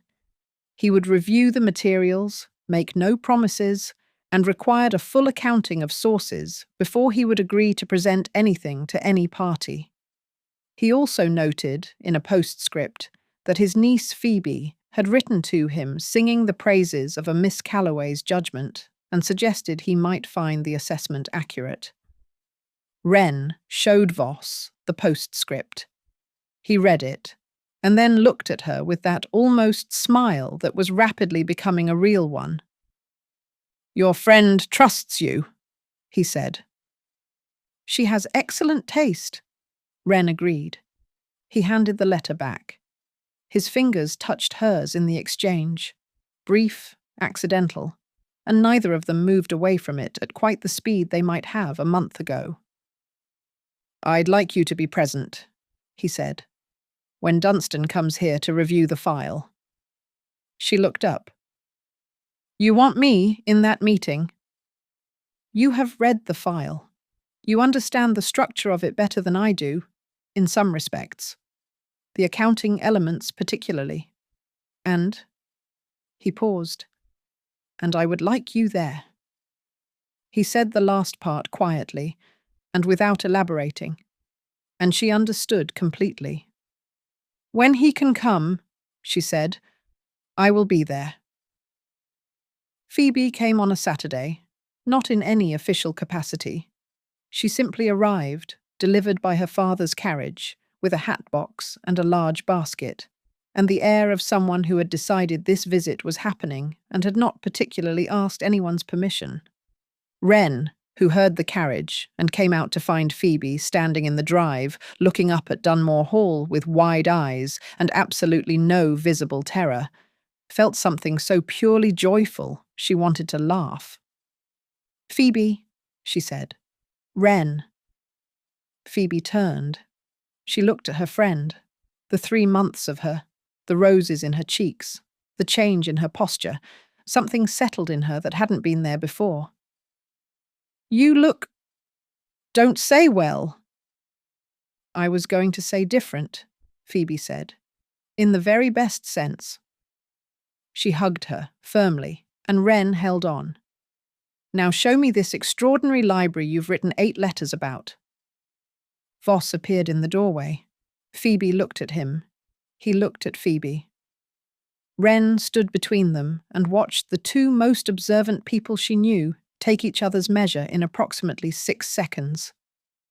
"Miss Dunstan," Voss said, "you are welcome here." Phoebe smiled at him, her full, direct smile, the one she deployed on people she'd decided she was going to like. "Your Grace, Wren has told me a great deal about your library." Something in his expression adjusted, Not discomfort, just that internal recalibration. Has she? Extensively, Phoebe said. She is considerably less forthcoming on some other subjects, which I intend to rectify this weekend. Wren closed her eyes briefly. Voss looked at Wren. She looked back at him. His expression was doing the thing where it was trying not to do anything and not entirely succeeding. I will leave you to it, he said, and went back inside. Phoebe turned to Wren. He is not what I expected, she said. I know. He looked at you, Phoebe said. The way the sun looks at things, it is particularly interested in warming. Phoebe, I am going to need a full accounting, Phoebe said, linking her arm through Wren's and steering her toward the door. Beginning with the stable-yard incident, which your letter was extremely vague about. I fell on the cobbles. You left out what happened after the falling. Wren let herself be steered. You cannot possibly know. I know everything, Phoebe said serenely. Your letters tell me more than you think. Chapter 15. Phoebe stayed 2 nights, and her visit did something Wren hadn't anticipated. It showed her, through her friend's eyes, what Dunmore Hall had become. Not a place of fear, not a holding pattern, a home.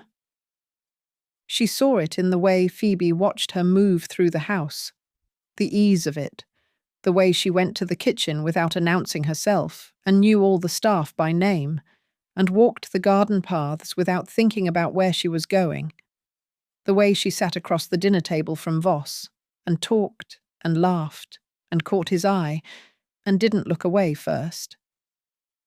Phoebe, who missed nothing, said only one thing about it on the second evening when they were in Wren's room and the house was quiet. Are you going to tell him? Wren was brushing her hair. She stopped. Tell him what? Wren?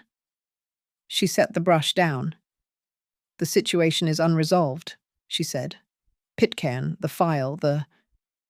I'm not asking you to marry him tonight, Phoebe said. I'm asking if you're going to tell him how you feel. Wren looked at her hands. He knows, she said. I think. Partially. Partially isn't enough, Phoebe said. Not for a man like that. He will manage himself into the ground, trying not to assume more than he should. You'll have to be clear. He has restraint enough for both of us, Wren said. That's not restraint, Phoebe said. That's fear. He is as frightened as you are. He is just better practiced at performing composure. Wren looked at her friend, at the clear, certain eyes, the knowing face. What if it goes wrong? She asked, quietly. Then it goes wrong, Phoebe said. But you are not someone who chose the safe option over the real one, Wren. You never have been. Don't start now. Phoebe left Sunday morning. Voss stood on the steps and watched the carriage go and then turned to find Wren beside him. She is formidable, he said. She's the best person I know, Wren said. He looked at her. The morning was cool and clear, the kind of spring morning that smells like beginning. Walk with me, he said. They walked to the walled garden. The roses were extraordinary in the early light, dew on the petals, colours deeper for it, the air thick with the layered scent of them. The stone walls held the warmth of the previous day. The pear tree made its small sounds in the light breeze. They walked the paths in silence, and it was the best kind of silence. Full, not empty, the silence of 2 people who don't need words to be together. At the stone bench in the far corner, she sat. He sat beside her, close, the way he'd stopped pretending not to arrange himself close. After Phoebe's uncle comes, she said, and the file is presented, what happens then? If it goes as planned, there will be an investigation. Pitken will be occupied with defending himself. The threat to you, and to the others in his orbit, diminishes significantly. And then? He looked at the roses. Then the situation is resolved. And I can leave. A pause. Very long. Yes, he said. If you choose. She turned to look at him, his profile, the jaw, the scar, the absolute stillness of a man who has just said something that cost him and is not going to show how much. Dorian? She said. He turned. If I choose, she said. That is the operative phrase. His eyes. Yes, he said. It is. I want you to know, she said carefully, feeling her way through each word, that the choice, whatever it turns out to be, will not be the choice of a woman who had nowhere else to go. I need you to know that. I need it to be clear. He looked at her. What are you saying? I'm saying that I am choosing, she said. Right now. This. You. Whatever this is and whatever it becomes. I'm not staying because I have no options. I am staying because I want to be here. With you. Specifically. The garden was very quiet. He reached out and took her face in both hands, slowly, carefully, the same restraint he brought to everything, but his hands were not quite steady. Wren, he said. Her name, in his voice, with his hands on her face, was something she was going to carry for the rest of her life. I know, she said. I have not. He stopped, tried again. I have not felt like this. I haven't let myself. And now I find I cannot. Dorian, she said, soft. I know. He looked at her mouth. This time he did not look away. He tilted her face upward, and she felt the warmth of his breath, and the world went very still. And then footsteps on the garden path, Mrs. Holt's voice calling from the gate. Miss Calloway, there is an express letter. It has come from London. His hands dropped from her face. They both sat very straight. The moment, that extraordinary suspended moment, dissolved into the practical, and Wren thought, of course. Of course. She looked at him. He looked at her. Something passed between them, acknowledgement and promise, and a patience that was not resignation. We should go in, she said. Yes, he said. His voice was rough. They went in. Chapter 16. The express letter was from his contact in the Home Office. Pitken knew. Not everything. Not the file. Not Dunstan. Not the full extent of what had been built against him. But he knew that Dorian had been the one to acquire Hugh Calloway's debt. And he knew what that meant. And he was moving. Wren read the letter over Voss's shoulder. He handed it to her without thinking, the naturalness of it almost undoing her. And she felt the warmth of the garden retreat and the sharp, clear air of real danger take its place. He'll come here, she said. He'll send someone, Voss said. He was already at his desk. Not himself. Pitken doesn't take personal risks. He'll apply pressure from multiple directions simultaneously. Your father, the estate, possibly attempts to discredit the file before it can be presented. My father, she said. I need to write to him. Already preparing a letter, he said, and handed her a piece of paper, her father's address at the top, 3 lines in Voss's hand, telling her, without words, that he'd started it and she should finish it in her own voice because it would mean more coming from her. She took the paper. She sat at the small desk in the corner of his study. She hadn't sat there before. She'd always stood. But today she simply sat. and he glanced at her once and then returned to his own letter, and she wrote to her father. Papa, there is some urgency. Please follow every instruction in the enclosed. Do not speak to anyone who presents themselves as a representative of financial matters without consulting the solicitor whose name is at the bottom of this page. Do not panic. I am safe. Everything is being handled. Trust me. Your Wren. She folded it. He was sealing his own letter. They sat in his study with 3 candles and the growing dark outside, and the particular focused calm of people who are frightened and have decided to be useful instead. What do we do first? She asked. He looked at her across the desk. Her at his desk, him at his. 2 people managing a crisis as though they had always done this together. We send the letters, he said. We send for Dunstan immediately. And we... He paused. We do not let Pitken make us reactive. We move first. Then we move first, she said. She picked up the sealing wax. Outside, the spring evening was losing its light.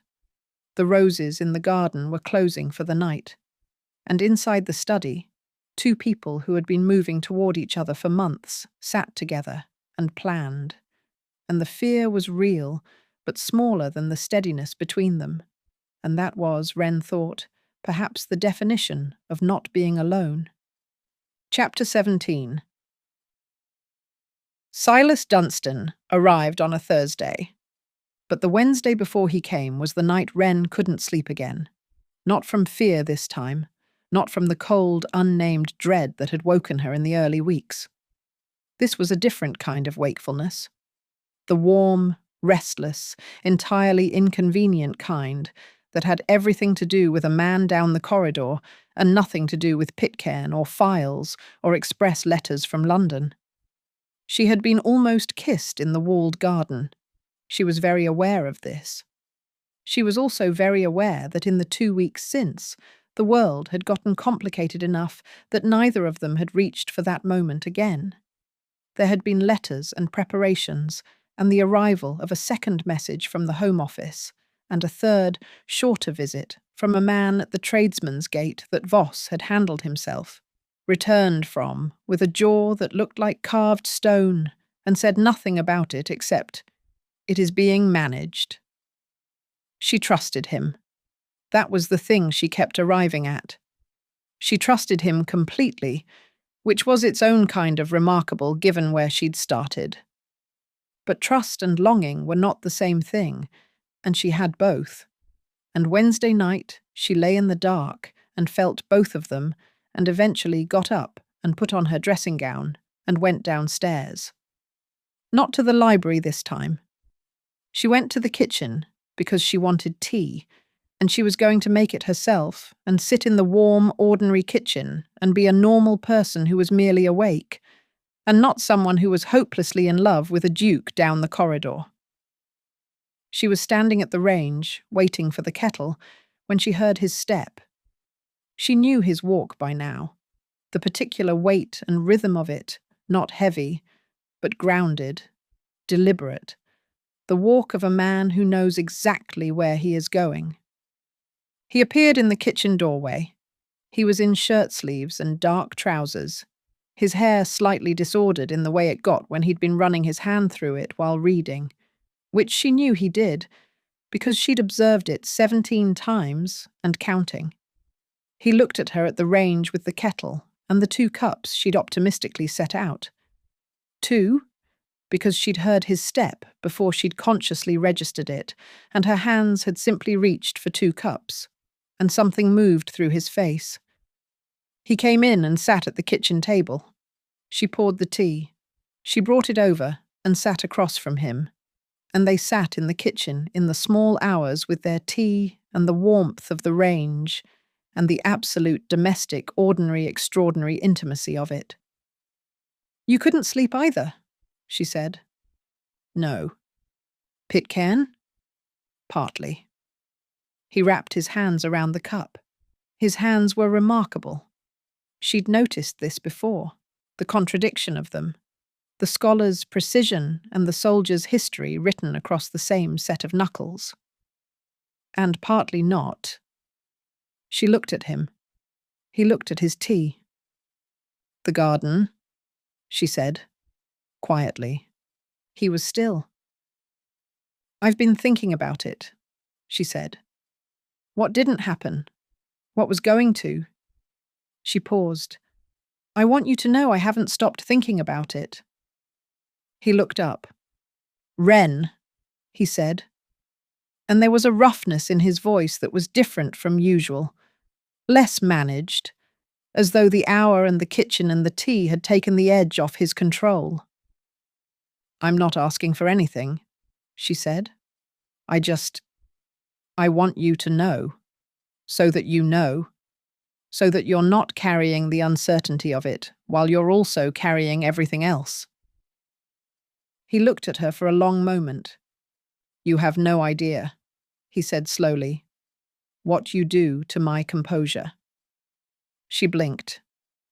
"I beg your pardon?"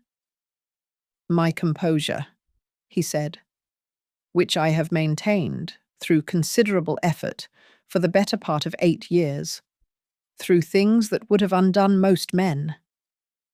He set down his cup. He was looking at her with the full, unguarded thing now, no pretense. "You walked into my library and read my estate accounts without permission and told me I was overpaying my grain merchant, and something happened to my composure that has not reversed itself since." She stared at him. "That was the first morning," she said. "Yes. You looked completely composed." "I was not," he said. "I was performing composure at a level that required significant concentration, and it has required significant concentration every day since, and the concentration required has been increasing in a manner that I find—" He stopped. "Unsustainable." She looked at this man across the kitchen table. This man telling her, in his precise, carefully assembled way, that she had been dismantling him since the first morning. "Dorian," she said. "Wren." Her name, rough and quiet. "Come here," she said. He looked at her. 1 beat. 2. He stood. He came around the table. He stopped beside her chair, and she stood up, and they were close, the way they'd been in the stable yard, the way they'd been in the garden, but no cobblestones and no footsteps this time. Just the kitchen and the range and the 2 cups of tea going cold and the enormous, warm, uncomplicated truth of what they were to each other. She put her hand against his jaw. His eyes closed. Just for a moment. The way a man closes his eyes against something that is too good. She felt the slight roughness of evening stubble under her palm, the warmth of him, the line of the old scar. He opened his eyes. "I've thought about this," he said. Low. "More than is—" "Good," she said. He brought his hand up to cover hers against his jaw, his large hand over her smaller one, holding it there. And he looked at her with everything he usually kept behind glass now fully visible. Then he kissed her, not urgently, not desperately. The way a man kisses someone when he has been waiting and is now, finally, allowing himself not to wait anymore. Slowly, fully, with a reverence that was more affecting than any urgency could have been. His free hand came to her waist, settled there, and she rose onto her toes and kissed him back, and the kitchen was warm and quiet, and it was the middle of the night, and none of that mattered. When they parted, when he pulled back, barely, just enough, she could feel him breathing. His forehead came down to rest against hers. "I have wanted to do that," he said, very quietly, "since the walled garden." "The first visit?" she asked. "When you were standing on the steps?" "Yes." "That was months ago."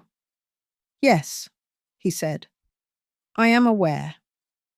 She laughed, quiet, warm, the laugh of someone who is very happy, and felt his hand tighten briefly at her waist.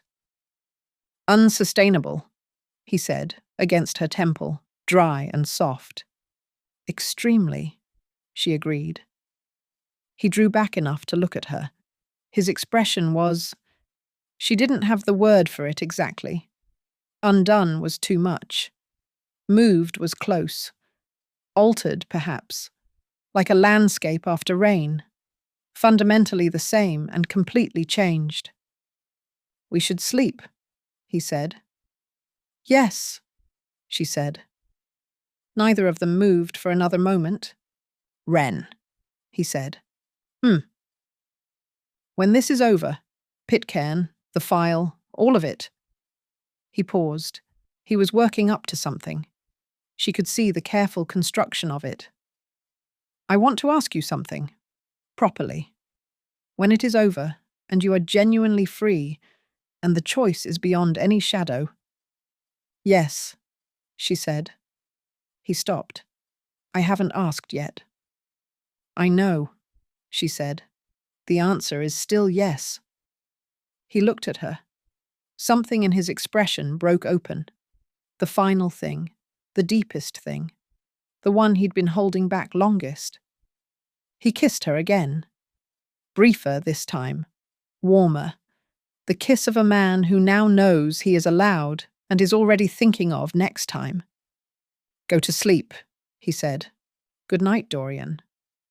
She went upstairs. She did not sleep for another hour, and she did not mind at all. Chapter 18. Dunstan arrived at 10 in the morning in a hired coach from Bath, carrying a leather bag of considerable weight and an expression that suggested he trusted no one and nothing until proven otherwise.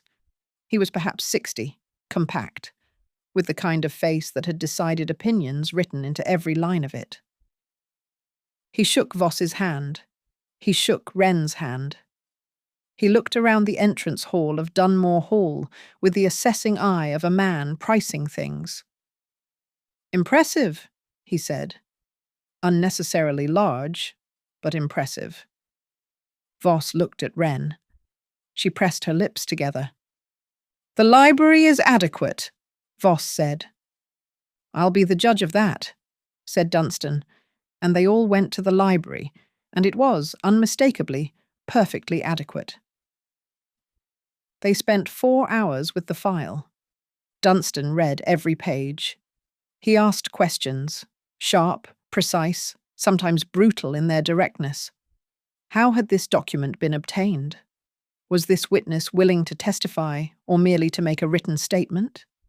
Was this financial record original or a copy? Who else had seen this?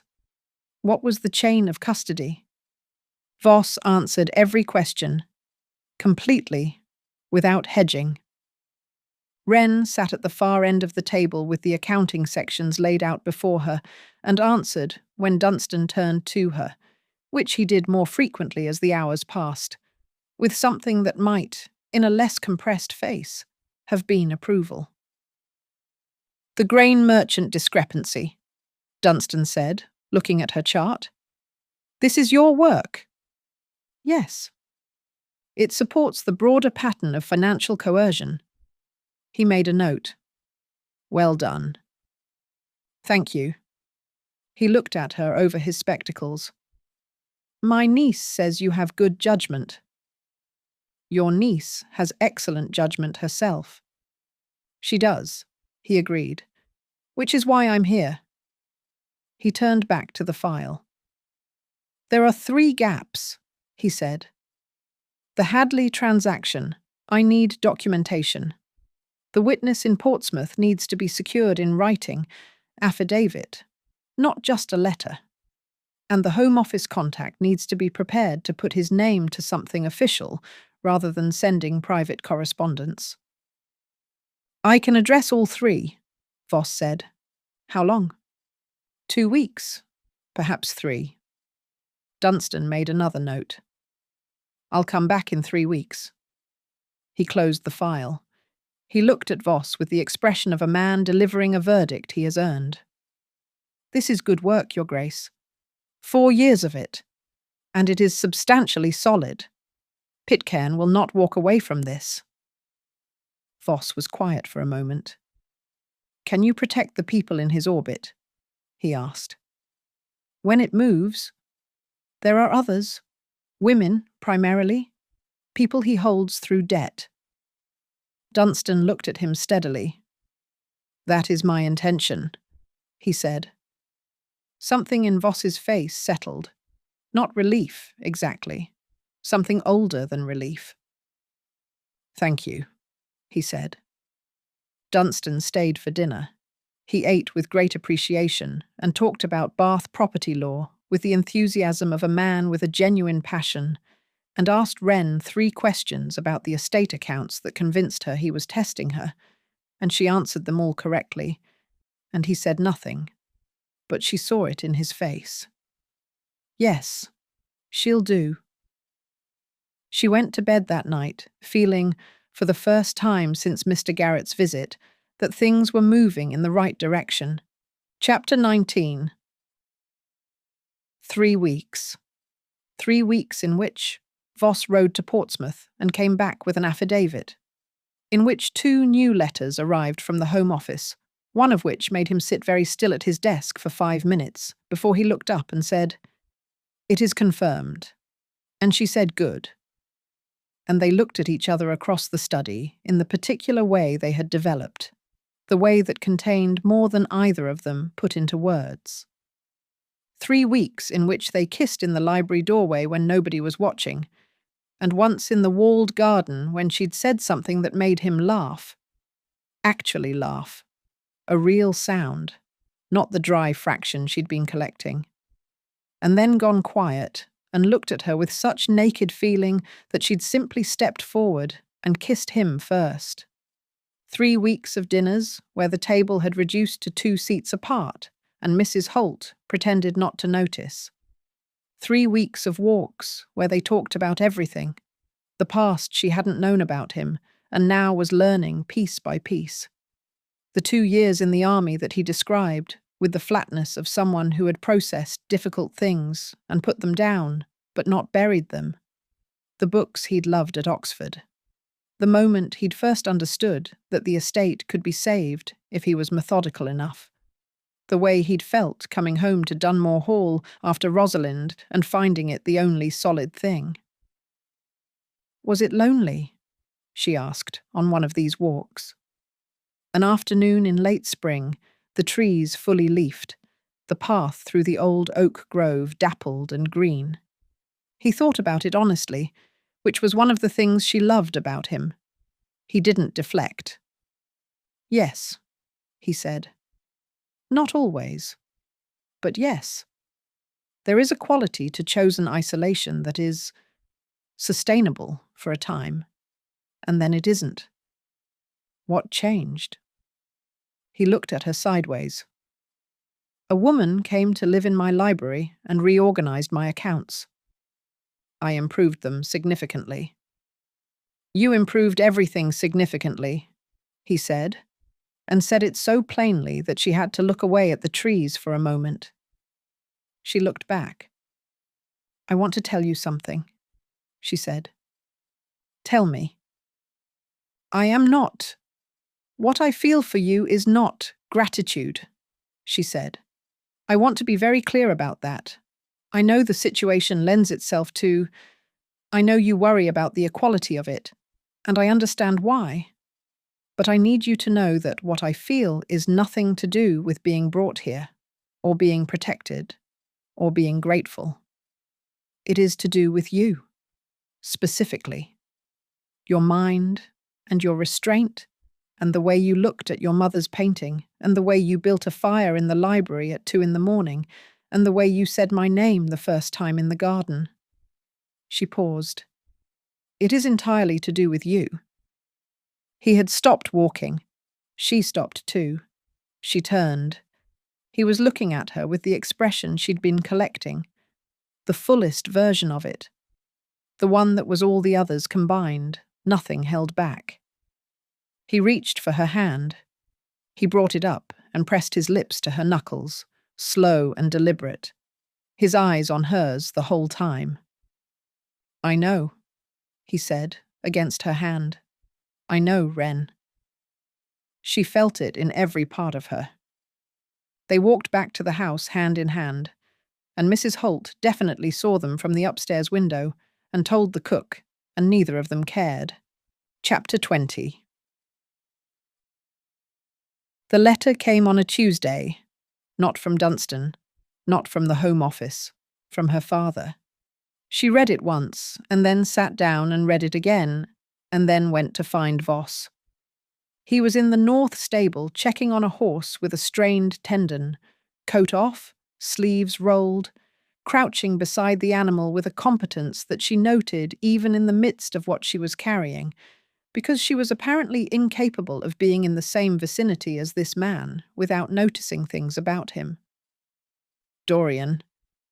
He looked up. He read her face. He was on his feet in a moment. "What's happened?" "My father," she said. "He has had a visitor, not from Garrett, someone else.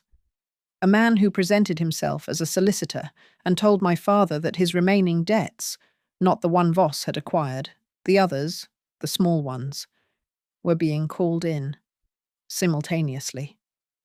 She paused. "All of them, within 30 days. Voss was very still. "It's Pitken's move," he said. "Yes, he can't touch the main debt, that's yours now. But he's found the smaller ones, and he's acquiring them and calling them in at once to create a crisis my father can't manage."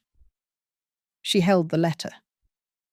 "If my father can't pay, he loses Calloway Park." The horse shifted behind Voss. He didn't move.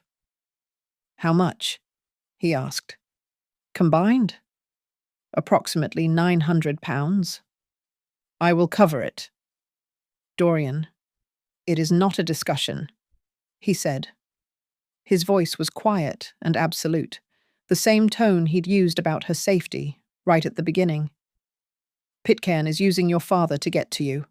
I will not allow that." She looked at him. "That is a considerable amount of money." "Wren." He came toward her. He took the letter, glanced at it, handed it back. £900 to remove a weapon from Roland Pitken's hand is not a consideration.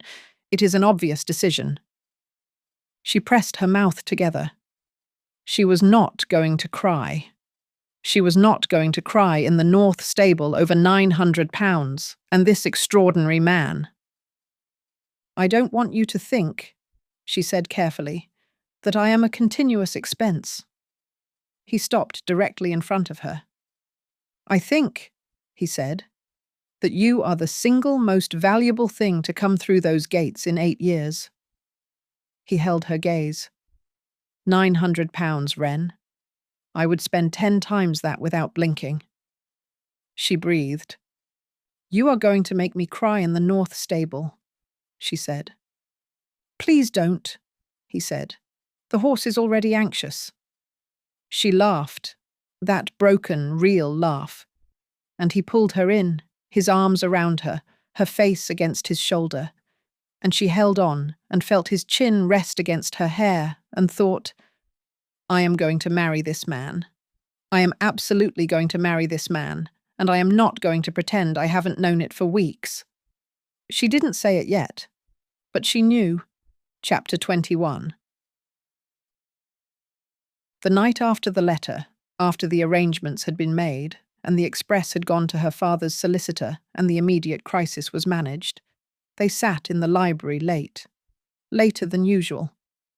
The house around them was settled and quiet, and the fire was low, and she had long since set down her book, and he had long since set down his, and they were simply there, together, in the way they had learned to be. She was in the chair by the fire. He had moved his chair close, genuinely close now, no pretense of appropriate distance. And his hand was resting on the arm of her chair, and her hand was resting near his, not quite touching, but not touching. Tell me something, she said, into the quiet. What would you like to know? Something I don't know yet. She turned her head to look at him. Something you've kept. He was quiet for a moment, thinking. When I was at Oxford, he said, I had a friend, my closest friend, a man named Peter Aston, who wanted to be a composer. Not as an aspiration, as a calling. He heard music the way other people breathe. A pause. His family wouldn't permit it. His father had decided he was to go into law. We argued about it once, Aston and I. He asked me whether I thought a man should sacrifice what he loved for what was expected. And I told him, with great confidence, that duty and love were not incompatible. That you could find a way. And? She prompted. And he went into law, Voss said. And he is successful and miserable, and I think about that conversation more than is comfortable. He paused. I told him what I believed, and I still believe it. Duty and love are not incompatible. But I was wrong to say it easily. Some things cost more than a young man at Oxford can understand. She looked at him. And now? She said. Older, less young? Do you still believe it? He turned to look at her. Yes, he said. More than I did, because I understand the cost now and believe it anyway. She held his gaze. Good, she said softly. His hand moved on the chair arm, found hers, fingers intertwining in the quiet dark. Wren, he said. I am not good at... He stopped, started again. I have not done this, not truly. What I feel for you is... He exhaled. Large, he said, finally, and she thought, only this man would land on large as the word. It is very large, and I am sometimes uncertain what to do with it. You're doing fine, she said. Am I? You're doing extraordinarily well, in fact, she said. For a man who has been building walls for 8 years, they appear to have considerable structural weaknesses. One particular weakness, she agreed. Approximately 5'4", brown hair, an unauthorized fondness for estate ledgers. The real smile. Full, warm, unhurried. She had collected enough of them now that she could see the differences between them. This one was the warmest. Come here, he said. She shifted from her chair to perch on the arm of his, and his arm came around her waist, and she leaned into his side, and the fire was low, and the house was quiet, and she fit against him with the ease of something that had always been going to happen. After Dunstan comes back, she said, into his shoulder. Yes. And the file is complete. Yes. And Pitken is dealt with? Yes. Will you ask me the thing you said you were going to ask me? A pause. I will ask it considerably before that, he said, if you continue to sit like this. She smiled against his shoulder. Then sit still, she said. We have time. Yes, he said, and tightened his arm around her. We do. Chapter 22. He moved on a Saturday, not through intermediaries this time, not through Garrett or unnamed solicitors or quiet pressure at the tradesman's gate. He moved through society. The thing Voss had been most careful to seal off, the arena where rumour was weaponized most efficiently. A letter appeared. Not delivered to Dunore Hall, delivered to every significant household in the county, apparently, because by Saturday afternoon, 2 separate neighbours had sent notes to Voss asking, with varying degrees of delicacy, whether it was true. Whether it was true that the Duke of Ravenscroft was keeping a woman at Dunore Hall under circumstances that were...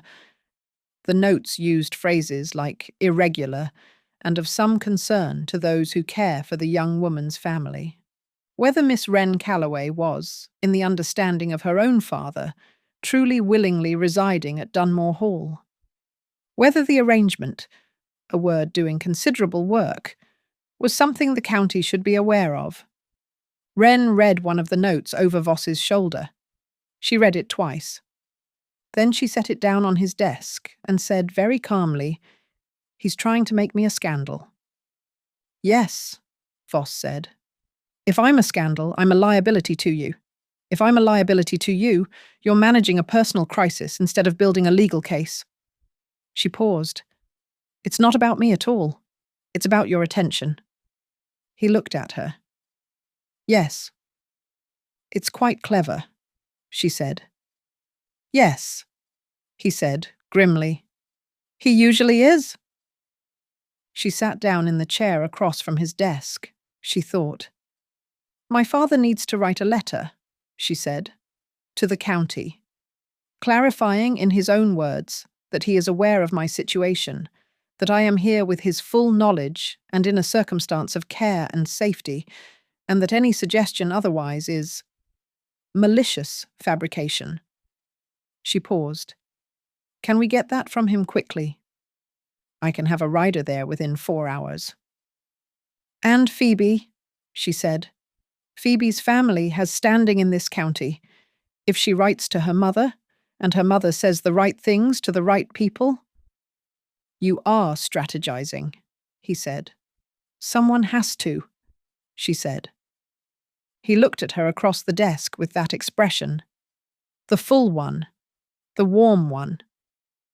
"You are," he said carefully. "The most remarkable person I have met in my entire life." "Write the letter to my father," she said. "I'll write to Phoebe." They spent the afternoon writing letters. He drafted. She refined. They passed papers back and forth across the desk with the ease of a long-established partnership and barely spoke and said more than they had in weeks. At 4 o'clock, she looked up from Phoebe's letter and found him looking at her. "What?" she said. "Nothing," he said. "Dorian." "I was thinking," he said, "that when this is over, I would like to do this, exactly this, for the rest of my life." She looked at him. "Sit across a desk from you," he said, "and argue about the phrasing of letters." She felt her chest do the thing. "That is an extremely specific vision of marriage." "It is an extremely specific vision of you," he said. "Which happens to involve marriage, yes." She stared at him. "Was that—" she started. "No," he said. "That was not the proper question. The proper question will have considerably more gravity, and I will not be covered in ink when I ask it." He had ink on his right hand. She had ink on her left. The fire was going. The papers were spread across the desk, and she was quite sure she had never been happier in a single moment in her life. "Then cover yourself in ink more often," she said. "I find it improves your proposals significantly." He threw a bald piece of paper at her. She laughed and threw it back, and he caught it. And the gravity of Pitken and the letters and the whole complicated situation held them for one more afternoon.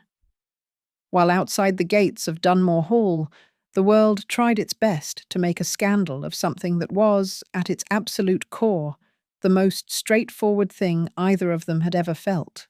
Chapter 23. From Miss Phoebe Dunstan to Wren Calloway. My darling Wren, I have done everything you asked, and I have done it efficiently and with great enthusiasm, because I have been waiting for the opportunity. Mamma has spoken to Lady Fenwick, who has spoken to Mrs. Alcott, who told her husband, the magistrate, who is a reasonable man when properly informed.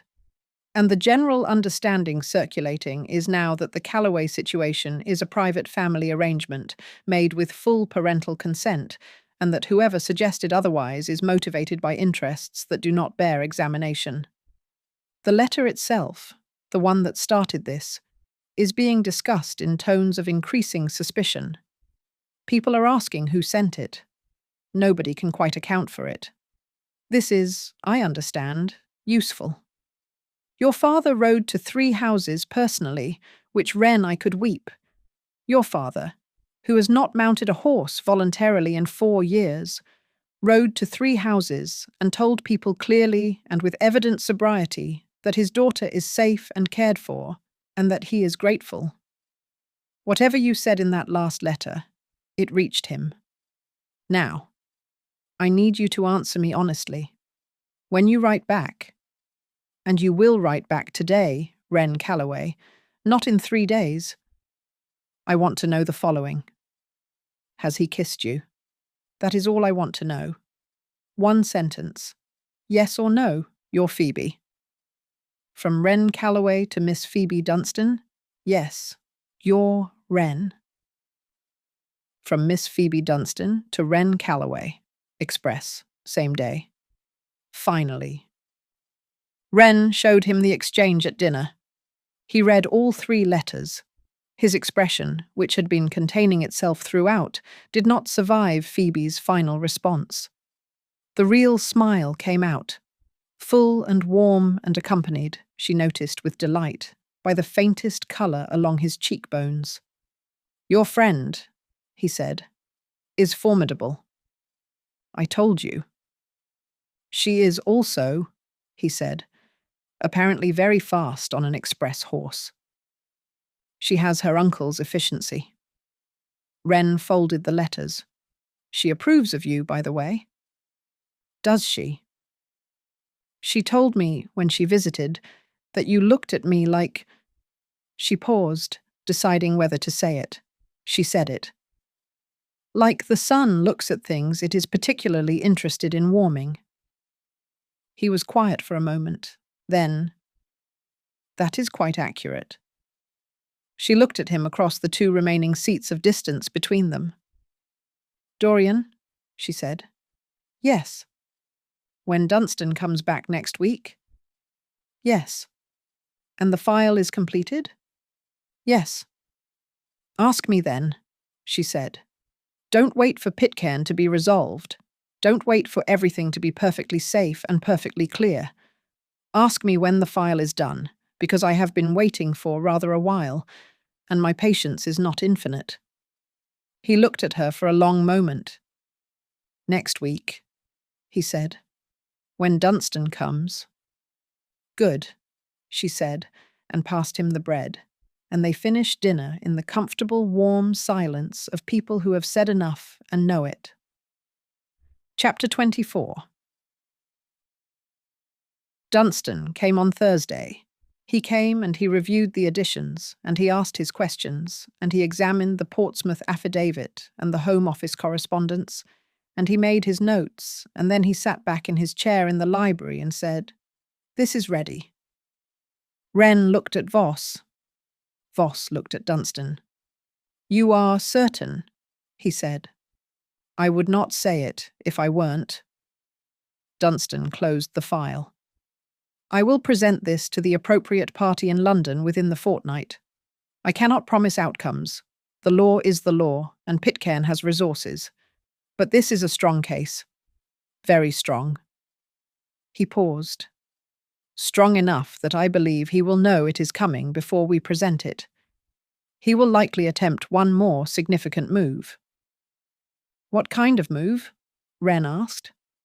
The kind that desperate men make, Dunstan said. He will try to remove the thing he cannot legally attack. He looked at Voss. He will try to take something from you. The library was very quiet. Wren felt Voss go still beside her, not the usual controlled stillness, something more fundamental, more animal. He will not succeed, Voss said. No, said Dunstan, looking at them both with his compressed, judicious face. I don't believe he will. He stood. He picked up his bag. I will be in touch within the week. In the meantime, he looked at Wren. You have good judgment, Miss Calloway.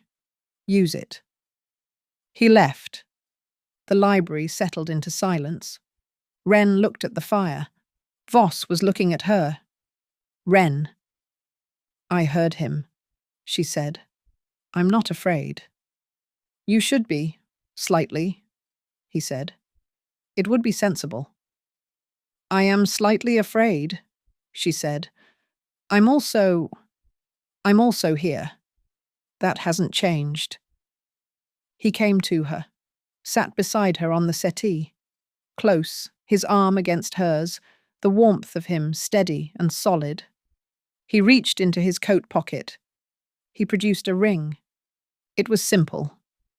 Gold, a deep green stone that caught the firelight, old, and clearly not recently purchased. He held it in his palm and looked at it, and then looked at her.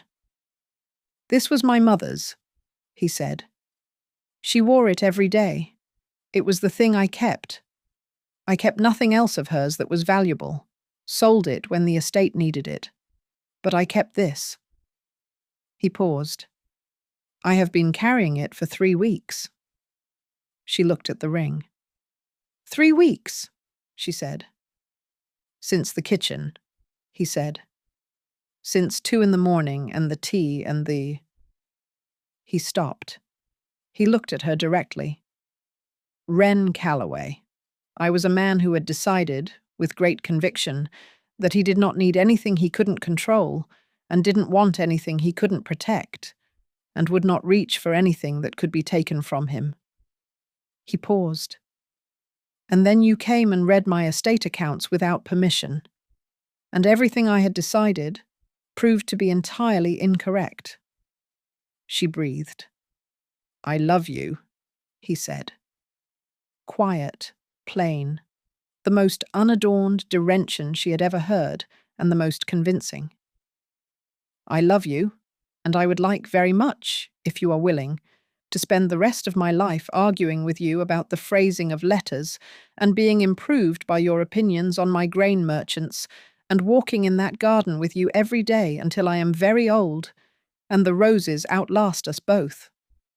He held the ring. Will you marry me? She looked at him. This man, this extraordinary, careful, loyal, finally open man. Yes, she said. Obviously, yes. Dorian, it has been yes for the better part of 2 months. I wanted to ask properly. You asked perfectly, she said. He slid the ring onto her finger. It fit. Not perfectly, slightly loose, the way old rings are. And she thought, his mother wore this every day. He brought her hand up and pressed his lips to the ring, to her fingers, and she put her free hand against his jaw and felt him lean into it. I love you, she said, in case it wasn't. I love you, Dorian. I have loved you since the library and the fire, and possibly since the grain merchant. He turned his face and pressed his lips to her palm. The grain merchant, he said, against her hand. It was a very attractive observation, she said. He laughed, the real one, warm and low, and pulled her close, and kissed her, and the ring was on her finger, and Dunstan had said, this is ready, and Pitken was going to make his move. But none of that was louder than this. Than him, than the fire in the library and the roses in the garden and the rest of their lives just beginning. Chapter 25. The move came on a Monday, not subtly, not through intermediaries or letters or quiet pressure at tradesmen's gates. Pitken had apparently decided that subtlety had run its course, and what remained was force. The blunt, ugly, final instrument of a man who understood that his time was limited and his options were narrowing. It came in the form of 4 men. Wren was in the walled garden at 10:30 when she heard it. Not an alarm exactly, but a change in the quality of sound from the direction of the main gates. A shout, the dogs, the particular clatter of horses moving fast on gravel. She was already moving toward the gate of the walled garden when Mrs. Holt appeared. The housekeeper's face was composed, but her eyes were not. "Inside," Mrs. Holt said. "Now, Miss Calloway." His Grace said, "If anything unusual, inside and to the east wing." "Where is he?" "At the gates. He was warned this morning. A rider came at dawn. I didn't want to—" Mrs. Holt stopped herself. "He knew they were coming. He sent most of the male staff to the gates an hour ago. He told me to get you inside." Wren looked toward the sound. "He knew this morning," she said, "and didn't tell me." "Miss Calloway." "He knew and sent me to the garden," she said, "to keep me occupied and away from. He was managing me." She was already walking, not toward the east wing. "Miss Calloway," Mrs. Holt's voice, sharp. "He will be very angry." "He can be angry later," Wren said, and went toward the gates. What she found: 4 men on horseback, stopped at the open gate. Voss, on foot, in the center of the drive between them and the house. 3 of his own men flanking him. Estate workers, solid and steady. A 5th man she didn't recognize sat his horse at the rear of Pitken's group, better dressed than the others, with a document case across his saddle. The conversation was already underway. "Not a legal proceeding," the lead horseman was saying, heavy, with a flat voice and the particular patience of a man who did this for money. "We're simply here to collect what's owed." "There is nothing owed," Voss said. His voice was absolutely level, quiet, even. The most dangerous version of his voice, she had learned. "Whatever debt you've been sent to collect has been settled, disputed, or legally challenged through proper channels. I have documentation for all 3. You are welcome to wait while I have it retrieved." "We're not here to wait." "Then you are here to trespass," Voss said, "which is a different matter entirely, and one that the magistrate, who has been notified of your possible arrival since this morning, will be interested to discuss." Wren stopped at the edge of the courtyard. The well-dressed man at the rear, the one with the document case, had seen her. She watched his eyes move from her to Voss and back. She watched him reach for the document case. "Perhaps," he said, riding forward slightly, "Miss Calloway herself would like to review the terms." "Miss Calloway," Voss said, and his voice did not change volume, but something in it shifted, something that made 2 of the 4 horsemen's mounts step sideways, "is not a party to any document you are carrying, and you will not address her." The well-dressed man smiled. "She's wearing a ring." Silence. "Congratulations," the man said pleasantly, "though I wonder if Miss Calloway is aware that her intended has debts of his own, old ones, from before his current reformation." He opened the document case. "Specifically a matter from 7 years ago involving a young woman and a rather significant sum of—" "It's fabricated," Wren said. Every head turned toward her. She walked forward. She kept her spine straight and her hands still, and she looked at the well-dressed man with the expression she had used on Mr. Garrett in the kitchen. Pleasant, immovable. The expression of a woman who has decided the outcome and is simply waiting for events to catch up. "Whatever document that is," she said, "was fabricated. I know this because I have spent the past weeks reviewing 4 years of evidence regarding Mr. Pitken's methods, and document fabrication is specifically detailed on pages 31 through 38 of a file that is currently in the hands of a solicitor in Bath and a contact at the Home Office." She paused. "If you would like the precise case numbers, I can have them retrieved." The well-dressed man stared at her. "Furthermore," she said, The magistrate who has been notified of this visit is also in possession of a letter describing exactly this method: the fabricated debt, the theatrical arrival, the document case. It is a pattern. It is documented. She met his eyes. You have been sent here by a man who is already losing. I suggest you consider whether you would like to be documented alongside him. Silence. The lead horseman looked at the well-dressed man. The well-dressed man looked at Wren. Wren looked back with absolute steadiness and thought, "Do not let your hands shake. They cannot see your hands from there. Do not let anything show." Nothing showed. The well-dressed man closed the document case. "We'll be in touch," he said, pleasantly, and turned his horse. The four men left. The sound of hooves on gravel faded down the drive. Wren's hands were shaking. She put them behind her back. Voss turned. He looked at her with an expression she had not seen before. Something past the full open thing, something beyond it, something that was fury and relief and awe in equal parts, and she thought, "Here it comes." "I told Mrs. Holt," he started.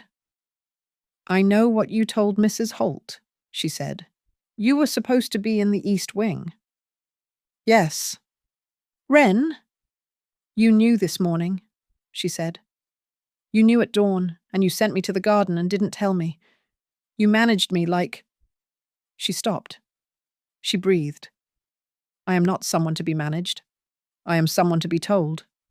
His jaw tightened. "I was trying to protect—" "I know," she said. "I know that. And I love you for it, and I need you to stop." She held his gaze. "I am not Rosalind. I am not someone you failed to protect in time. I am standing here in your drive, having just sent Pitken's men away without you, and I need you to look at me and see that. Not the fear. Me."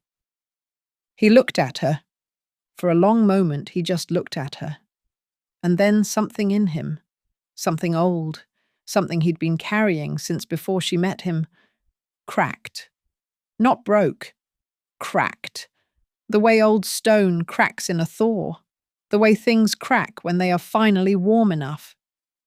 He crossed the drive in 4 strides and took her face in both hands and pressed his forehead against hers and stood there, breathing, his hands warm against her jaw, and she put her hands over his and held on. "I see you," he said, rough and quiet. "Wren, I see you." "Good," she said. "Don't stop." His thumbs moved along her jaw. Behind them, his estate men had very suddenly found other things to look at. "You were extraordinary," he said. "I need you to know that I was watching, and you were—" He stopped. "The document case." "Pages 31 through 38, she said. "I memorized sections of the file." "Of course you did," he said, and she could feel it in his hands, the shift, the warmth, the thing that was past awe. "I was terrified," she said honestly against his forehead. "Your hands were perfectly still." "My hands were behind my back." He made a sound, somewhere between a laugh and something rawer, and pulled her close, and she went, her arms around him, his around her, the drive empty and the gates closed and the morning full of birdsong after the horses had gone. "No more managing," he said, into her hair. "No more managing," she agreed. "I cannot promise I won't want to." "I know. Want to all you like. Just tell me first." "Yes," he said. "All right. Yes." They stood there in the drive until his men discreetly returned to their work, and still a moment after that, and Wren thought, "This is what it is. This is what it actually is. Not the romance of it, not the longing, but this." standing in the gravel after the danger has passed with your heart still going and his arms around you and nothing left to hide from each other. It was the best feeling she had ever had. Chapter 26. The magistrate came that afternoon. A solid, careful man who had known Voss for years and had been waiting, Wren gathered, for sufficient evidence to act. He reviewed the account of the morning's events. He reviewed the documents Voss provided, a selection from the file, the most damning of them. He sat in the library for 2 hours and read, and when he was finished, he looked up and said, "It ends now." "Yes," Voss said. "I'll need your solicitor's coordination." "He is already engaged. You'll hear from him within the week." The magistrate nodded. He looked at Wren. "I understand you addressed them directly." "I did," she said. "What you said about the Home Office contact was accurate," she said. "All of it." He studied her for a moment. "You'll make a statement? A formal one?" "Gladly," she said. He nodded again, stood, and shook both their hands with the brief firmness of a man concluding a transaction he'd been wanting to conclude for some time. When he was gone, the library felt different, lighter, as though something that had been pressing on the ceiling for months had shifted. "It's moving," Wren said. "Yes," Voss said. "You should feel— Is it relief? What does it feel like?" He was quiet for a moment. He looked at the fire. "Like putting down something heavy," he said, "and being uncertain for a moment whether your arms remember how to be empty." She looked at him. "They're not empty," she said. He looked at her. "Your arms?" she said softly. "They're not empty." He reached for her hand across the space between their chairs, his fingers wrapped around hers. "No," he said. "They're not." Chapter 27. The letters that arrived. 3 days after the magistrate's visit, 2 letters came. The first was from Silas Dunstan. Proceedings had been initiated. Pitken had been served. The preliminary hearing was scheduled. The Home Office contact had put his name to a formal statement. Dunstan wrote with the compression of a man constitutionally averse to optimism, but the letter's final line read, "I expect a satisfactory outcome." From Silas Dunstan, this was, Wren informed Voss, the equivalent of anyone else writing "We have won." The second letter was from her father. She read it alone, at the window of her room, in the early morning before the house was properly awake. The handwriting was steadier than it had been. The sentences were cleaner, the thinking behind them less muddled by shame. "My dear Wren, I will not attempt to address the full weight of what I owe you, not in a letter, and perhaps not in any medium, because it exceeds what language can manage. I will only say this. I rode to those 3 houses because you asked me to, and because for the first time in longer than I can account for, I had something worth the riding. The drainage work is underway. Calloway Park may yet be worth something by the time you are done saving the rest of the family. I have met him only once, briefly, in a tavern in Marlborough. I was not at my best. He was, from what I could observe, precisely what your mother would have prayed for, and what I failed to provide for you myself. A man whose steadiness is not performance. I am glad he sat down. Come home when you are ready, and bring him with you. I should like to thank him properly. Your father, Hugh." She sat with the letter for a long time. She was not going to cry. She had cried enough in this house, and she was going to choose today to be simply glad. She went downstairs. He was in the library. Of course he was. It was 10 o'clock. He looked up when she came in. She handed him her father's letter without a word. He read it. She watched his face. the careful reading, the movement of his eyes. And then, at the end, the stillness that was not his usual controlled stillness, but something more open. He set the letter down. "He writes well," he said, "when he is sober." "He writes like a man who is trying," she said, "which is all I ever wanted." Voss looked at the letter, then at her. "He said your mother would have prayed for someone steady," he said. "Yes.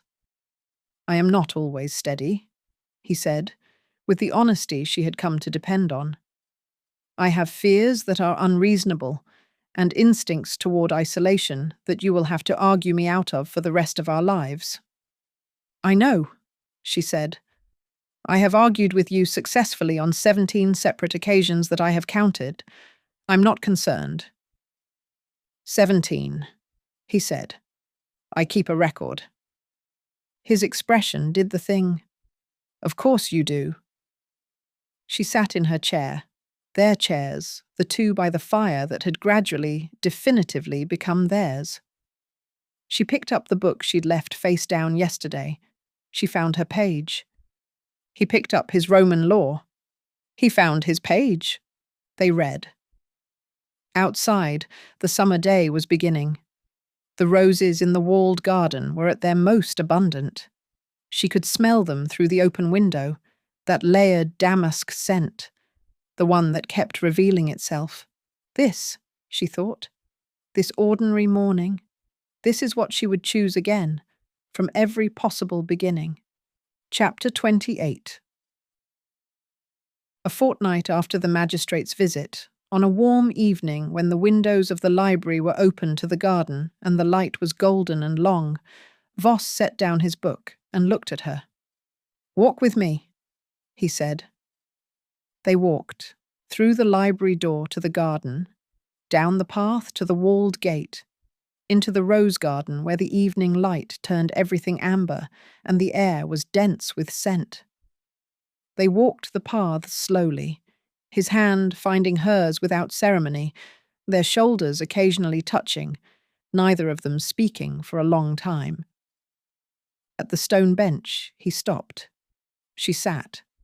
He stayed standing for a moment, looking at the roses, and then he sat beside her, close, his knee against hers, and he turned to look at her in the amber evening light. "I have been thinking," he said. "I know," she said. "I can always tell. You get a particular quality of quiet." "A particular quality of quiet," he repeated. "Denser than your usual quiet," she said. "More," she considered, "inhabited." He looked at her with the warm, full thing.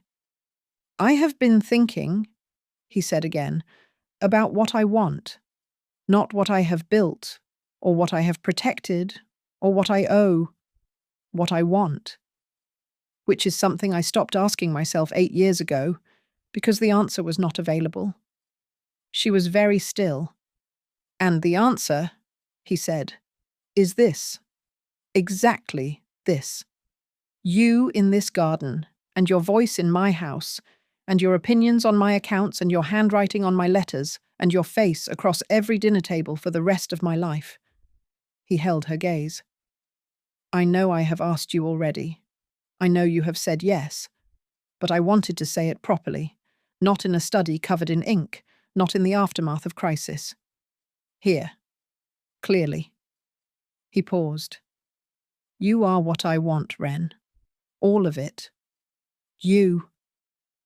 She looked at her hand in his, the ring on her finger, his mother's ring, catching the last of the evening light. "You know what I've been thinking about?" she said. "Tell me." "The first morning," she said. "In the library. When you walked in and found me reading the accounts. I looked up and I thought—" She paused, remembering the exact quality of that first moment. "I thought, this man is going to be difficult.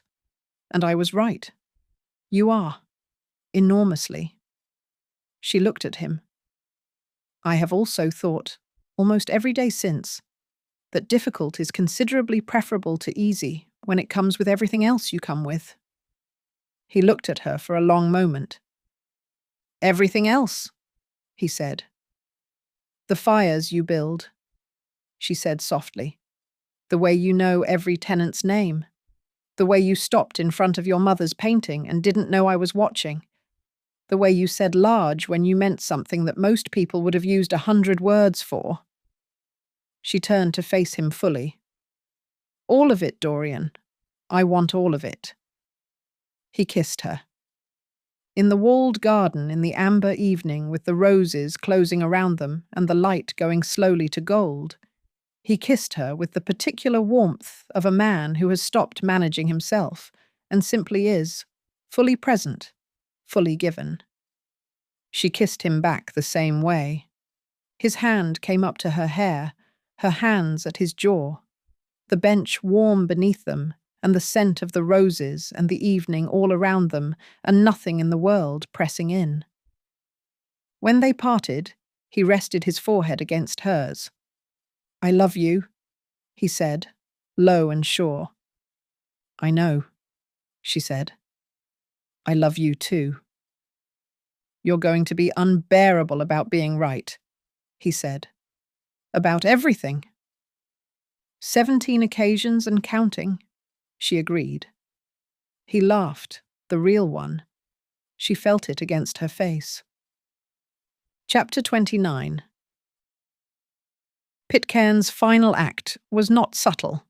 It came on a Thursday, a week before Dunstan was due to appear in London, a week before the preliminary hearing that would set the entire mechanism in motion. As though Pitcairn had looked at his calendar and understood that this was his last possible window and had decided to fill it with everything he had left. He came himself, not with horsemen, not with solicitors. He came in a plain carriage, alone except for his driver, and he sent a note to the house from the village inn requesting a meeting with the Duke of Ravenscroft on a matter of mutual interest. Voss showed Wren the note. He's desperate, she said. Yes. He wants to negotiate. Or he wants to observe, Voss said. See what we have. Determine whether the case is as strong as his intelligence tells him. He folded the note. I'm going to meet him. I'm coming with you, she said. He looked at her. No managing, she said. A pause. You come in, he said. But you say nothing unless I ask you to, and you stay near the door. Agreed, she said. He looked at her for a moment longer. You are not going to stay near the door. I agreed, she said. He exhaled. Pitcairn came to Dunore Hall at 3 o'clock. He was smaller than she'd expected. Thin, perhaps 60, with a face that was almost grandfatherly. Mild eyes behind wire spectacles, a quiet manner, the kind of man you would trust instinctively and should not. He came into the drawing room. Voss had chosen the drawing room deliberately, formal, impersonal, nothing of themselves in it. And he looked around with the assessing gaze that Wren recognized because she'd seen it in Garrett's eyes. He sat. He saw her. He looked at the ring on her finger. Congratulations, he said pleasantly. Thank you, Wren said from near the door, which she was technically standing near. 4 feet from the door was near the door. He looked at Voss. I would speak with you privately. You will speak with both of us, or not at all, Voss said. Pitcairn looked at Wren again. Something moved behind the mild eyes. Calculation, she thought. Reassessment. The file you've been building, Pitcairn said to Voss, pleasantly. 4 years.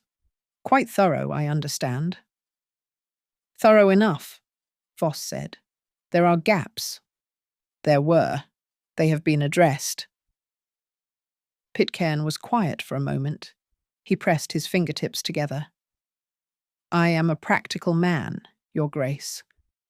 I did not come here to threaten. I came because I believe that two practical men can reach an arrangement that serves both parties without the unpleasantness of— No, Voss said. Pitken blinked. You haven't heard my— It doesn't matter what you're offering, Voss said. His voice was very quiet. There is no arrangement. There is no negotiation. You have spent the better part of 2 decades doing to other families what you attempted with mine and with hers. The faintest inclination toward Wren. And that ends now, not through arrangement, through process. Pitken looked at him for a long moment. Then he looked at Wren. You understand, he said pleasantly, that a man in my position does not go quietly, that there will be implications? For you, Miss Calloway? For your father? For the people your intended has spent years protecting? I understand, Wren said steadily, that a man who comes to negotiate when the hearing is a week away has already lost and knows it. She held his mild gaze. The people you're threatening have solicitors, magistrates, Home Office contacts, and 4 years of documented evidence. What do you have? Pitken looked at her.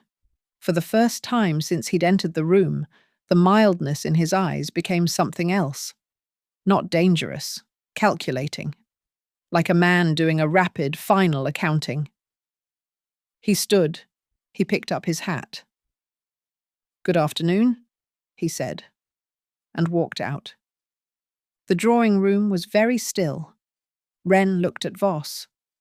Voss was looking at the door through which Pitken had left, with an expression she couldn't entirely read. Not triumph, not relief, something more complex. The expression of a man watching 8 years of purpose reach its conclusion. That's it? She said. That's it, he said. He'll try something else, she said. He'll try something else, he agreed. And it won't be enough. He knows that. That's why he came. He turned to look at her. He came to see if there was anything left to take. And he found that there wasn't. His eyes moved to her face. He found exactly what I have, which is more than he can threaten. She crossed the drawing room. She took his hand. A week, she said. A week, he said. And then it's over. And then, he said, it is entirely over. She held his hand and thought about a week from now, about the weight lifting completely, about what came after, what they were building toward, what a life in this house with this man looked like when it wasn't threaded through with danger. Wonderful, she thought. It looked wonderful. Chapter 30. That night it rained. The summer storms that came through Wiltshire could be extraordinary. Not violent, mostly, just thorough. The rain came down in steady, heavy curtains, and the garden smelled of wet roses, and the stone of the house drummed quietly with it, and the whole world contracted to the walls of Dunore Hall and everything inside them. Wren could not sleep. Not from fear, not from crisis, from the particular charged feeling of a thing approaching its end, the way the air feels before a storm breaks, when everything is held and waiting. She went to the library. He was there. Of course he was. He was standing at the window, watching the rain in the garden, coat off, in his shirt sleeves, a glass of brandy in one hand that appeared to have gone largely unconsumed. He heard her come in and turned. He looked at her. She was in her dressing gown, her hair down. She hadn't pinned it. It was the middle of the night. She hadn't thought he'd be there. And now she was standing in the library doorway with her hair loose around her shoulders and the lamplight behind her, and he was looking at her with an expression she felt in her chest like a struck chord. Couldn't sleep? He said. No, she said. You? No. She came in. She came to stand beside him at the window, looking at the garden, the roses in the rain, barely visible in the darkness, just shapes and shadows, and the smell of them through the glass. "A week," she said. "Yes. Are you frightened?" she asked. "No," he said. Then, with his usual honesty, "Not of that. Not any more." "Of what, then?" He was quiet for a moment. "Of how much there is now to lose," he said. "I spent 8 years ensuring there was very little. It made everything simpler. And now—" He looked at her. "Now there is everything to lose, and I find I am not sorry about it. I find I would not go back for anything, which is perhaps the strangest thing that has ever happened to me." She looked at him. "It isn't strange," she said. "No? That's just what love feels like," she said, "when it's real." He set the brandy down on the window ledge. He turned to face her fully, and she turned to face him, and the rain ran down the glass behind them, and the lamp threw warm light across both of them, and she saw it. Everything. All at once. The full accumulation of what they were to each other after these months. He reached up and touched her hair. Just the edge of it, where it fell against her shoulder, a loose wave of it, his fingers barely touching.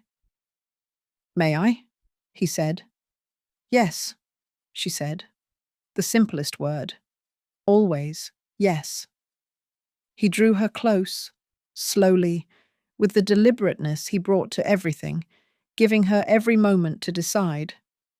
And she went, her hands at his chest, and he held her with the particular quality of care she had come to know as his alone, and he kissed her.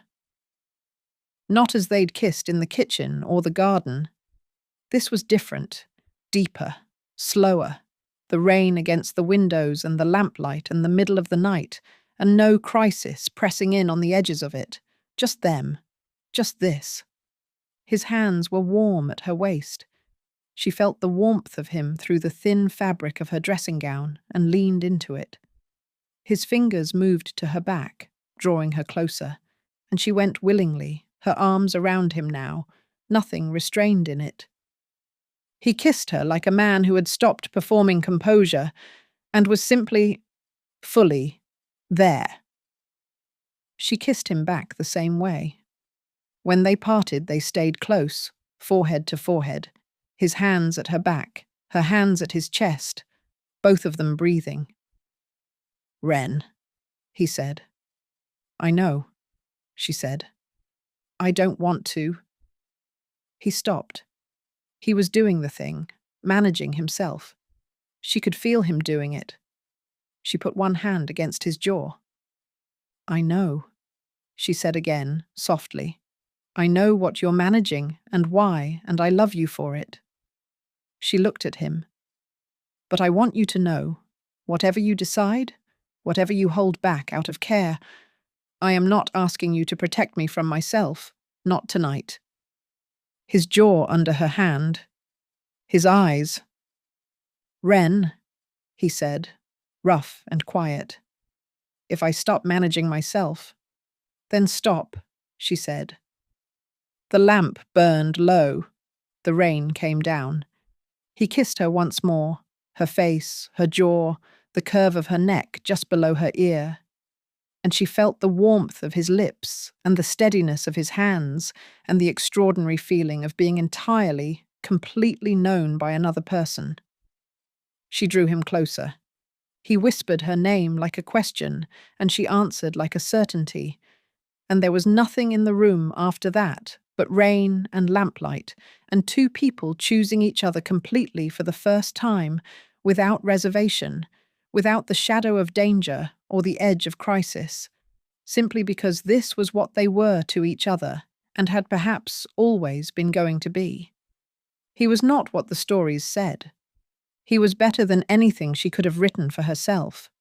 And she was, he thought, the only person who had ever walked into his carefully constructed world and made it larger rather than smaller. He held her like something precious. She held him like something permanent. Outside, the rain came down on the roses and the old stone walls and the long drive with its ancient oaks, and inside the library of Dunore Hall, two people who had arrived at each other through debt and danger and slow, deliberate honesty lay in the warmth of the fire's last light and understood what it meant to have chosen and been chosen in return. It was, she thought, as she traced the line of his jaw in the dark and felt him turn toward her touch, the best thing she had ever done. He agreed. He simply didn't say so in words. He had other ways of saying it now, and the night was long and warm and entirely theirs. Chapter 31. Dawn came through the library windows slowly, the kind of dawn that follows heavy rain, clean, washed, the light coming in at a low angle and touching everything with particular care. The roses in the garden below were jeweled with last night's water. The air smelled of beginning. She was awake before him. She lay in the early light and watched his face in sleep. The controlled arrangement entirely gone, the lines of it smoothed and open, younger looking. A man who had finally put something down and rested. The scar along his jaw, the dark lashes against his cheek. She had known him, she thought, for almost 5 months. She had arrived in this house in terror and found, at the end of a long and complicated path, this morning, this man. She traced the line of his jaw very gently. He stirred. His eyes opened. For a moment, just a moment, he looked at her with the unguarded openness of someone not yet fully awake. And then he was himself again, present and aware. But the openness didn't close. It stayed. "Good morning," she said. "Good morning," he said. He reached up and tucked her hair back from her face. The same gesture he'd used once in his study, the very first time he'd touched her face. That one careful finger. But different now. Unhurried. The touch of a man who knew he could. "Are you well?" he asked. "Extremely," she said. "Wren." I want—" He started. He stopped. He tried again. "I want every morning to begin like this. I want to be specific about that." She looked at him. "That is a very specific want. I am a very specific person." "The most specific person I know," she agreed. He studied her face in the early light, with the same attention he'd brought to everything since the first morning. Then he said, quietly, with no performance in it at all, "Thank you." She blinked. "For what?" "For staying," he said. "For choosing? For every argument you won, and the ones you're going to win. For reading my estate accounts without permission." He held her gaze. "For all of it." She felt it in her chest, that full, settled warmth. "Thank you," she said, "for sitting down." He looked confused. "In the tavern," she said, "next to my father." His expression shifted, that warmth moving through his face. "I didn't know what I was sitting down toward," he said. "Neither did he," she said. "But here we are." He kissed her, brief, warm, the kiss of a morning and a habit being formed. Here we are. Chapter 32.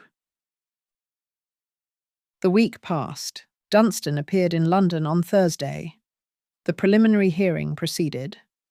The file, 4 years in the making, was laid before the appropriate party and received in the manner that Dunstan had predicted, with the gravity it warranted. Pitken's solicitors attempted 3 procedural delays. All 3 were denied. By Friday, It was formally underway. By the following Monday, Pitken had been served with the full weight of what had been built against him, and the name Roland Pitken, moneylender, manipulator, destroyer of families, began the slow legal process of being made accountable. The Home Office contact, to Voss's visible but private relief, held firm. The Portsmouth affidavit was accepted. The fabricated document that Pitcairn's man had carried in the document case was examined by 3 independent parties and found to be, as Wren had said in the drive, exactly that. It was not instant. It was not dramatic. It was the slow grinding of proper process, which was the only kind that lasted. But it was moving, and Pitcairn knew it. On the Tuesday of that week, a letter came from a woman named Rosalind, now Mrs. Rosalind Price, living in Edinburgh, wife of a Scottish solicitor and mother of 2 daughters. Voss read it alone. He showed it to Wren afterward, which she understood was itself a form of trust she didn't take lightly. Your Grace, I have been informed by a mutual acquaintance that proceedings have been initiated against the man responsible for the events of 7 years ago. I write only to say that I am glad, not for vengeance.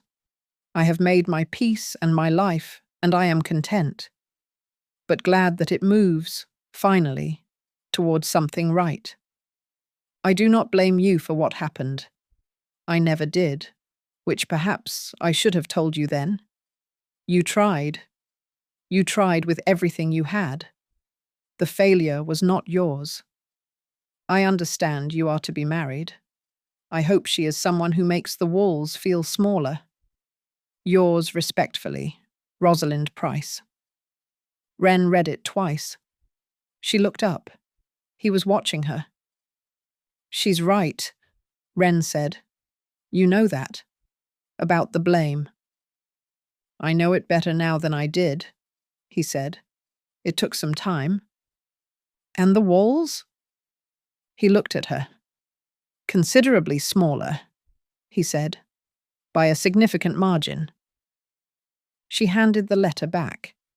You should write to her. I will, he said. I planned to. Good. She paused. She sounds happy. She does, he said. Something in his voice, not regret exactly. Release. The particular quality of something long carried finally being set on solid ground. She went to him and put her arms around him from behind, her chin on his shoulder, looking at the letter in his hands. It's over, she said quietly. He set the letter on the desk. His hands came over hers. It's over, he said. Chapter 33. She had not been to Calloway Park in 5 months. The decision to go came naturally, not as an ending, but as a completion. The danger was dissolving. The legal machinery was turning. Pitcairn was occupied with his own unravelling, which left no attention to spare for a woman in Wiltshire who had, in the end, been part of his downfall. She was free to go. The realization sat with her for a morning before she said it aloud. She was in the library. Their library, she thought it now without self-consciousness, when she looked up from the letter she was writing and said, I should go to Calloway Park. Voss looked up from his book. Yes, he said. My father's letter. Yes, he said again. You should go. He paused. I would like to come, if that is... You are coming, she said. Obviously. He looked back at his book. The corner of his mouth moved. When? She said. Whenever you wish. Saturday, she said. Saturday, he agreed. She went back to her letter. He went back to his book. Outside the library windows, the garden was turning toward late summer. The roses past their absolute peak now, settling into something richer and less frantic, the deep colours of a season that had been and known itself fully. She wrote 3 more lines of her letter. She looked up. "Dorian? Thank you for not making this complicated." He looked up. "Going to Calloway Park?" "All of it," she said. "The whole of it. You could have made any of it complicated and you didn't." He held her gaze. "You made it easy," he said simply. She looked at him. This man who had been described to her as a monster and was, in every way that counted, the opposite. Who ran toward the things that frightened him rather than from them, as long as the thing worth running toward was real enough. She was real enough. She had made certain of that. "Saturday," she said again. "Saturday," he confirmed, and they both went back to what they were doing, and the library was warm and quiet and entirely itself. Friday night she packed, not the way she had packed to come here, not with the careful deliberateness of a woman preparing for the unknown, folding things with the particular neatness of someone trying to control what they could, because everything else was out of their hands. This packing was different. Easy. She moved between the wardrobe and the trunk with the ease of someone who knew she was coming back. Mrs. Holt appeared in the doorway. "I'll have everything ready for your return by Wednesday," the housekeeper said. Wren turned. "We'll be back Tuesday, I think, or Wednesday at the latest." Mrs. Holt nodded. She looked at Wren, at the trunk, at the room, at the ring on Wren's finger, with the compressed satisfaction of a woman who has been waiting for a particular outcome and is watching it arrive. "You are good for him," Mrs. Holt said, simply, without ceremony. Wren looked at her. "He is good for me," she said. "It goes both ways." "Yes," said Mrs. Holt, with the air of someone confirming what she already knew. "That is exactly how it should." She left. Wren stood in the room that had been given to her 5 months ago, with fresh roses on the dresser and a fire already lit, and she thought about who she had been when she arrived. The green wool dress, the 2 letters from her father in her bag, the terror she had carried up those stone steps and into a life she hadn't chosen. She looked at the ring on her finger. She looked at the bay window and the garden beyond it, the late summer evening light on the roses, the pear tree heavy with fruit. She had not chosen this, and she would choose it again from any beginning, 1,000 times, without hesitation. Chapter 34. They left at 7 on a clear Saturday morning. Voss's carriage, she had ridden in it once before, arriving, and thought it ominous and dark and part of the machinery of her captivity.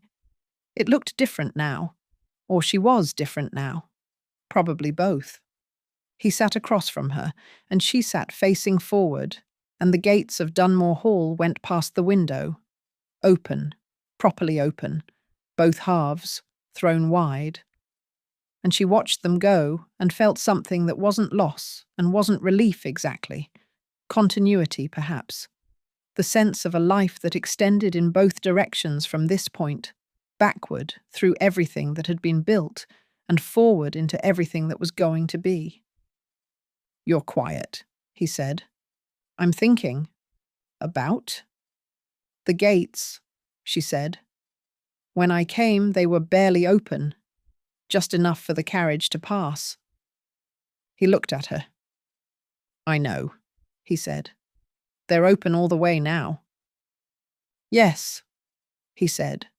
And then, after a pause that held everything he didn't dress in unnecessary words, "They will stay that way." She looked at him across the carriage. The morning light came through the window and touched the side of his face, the line of his jaw, the scar she had traced 100 times by now.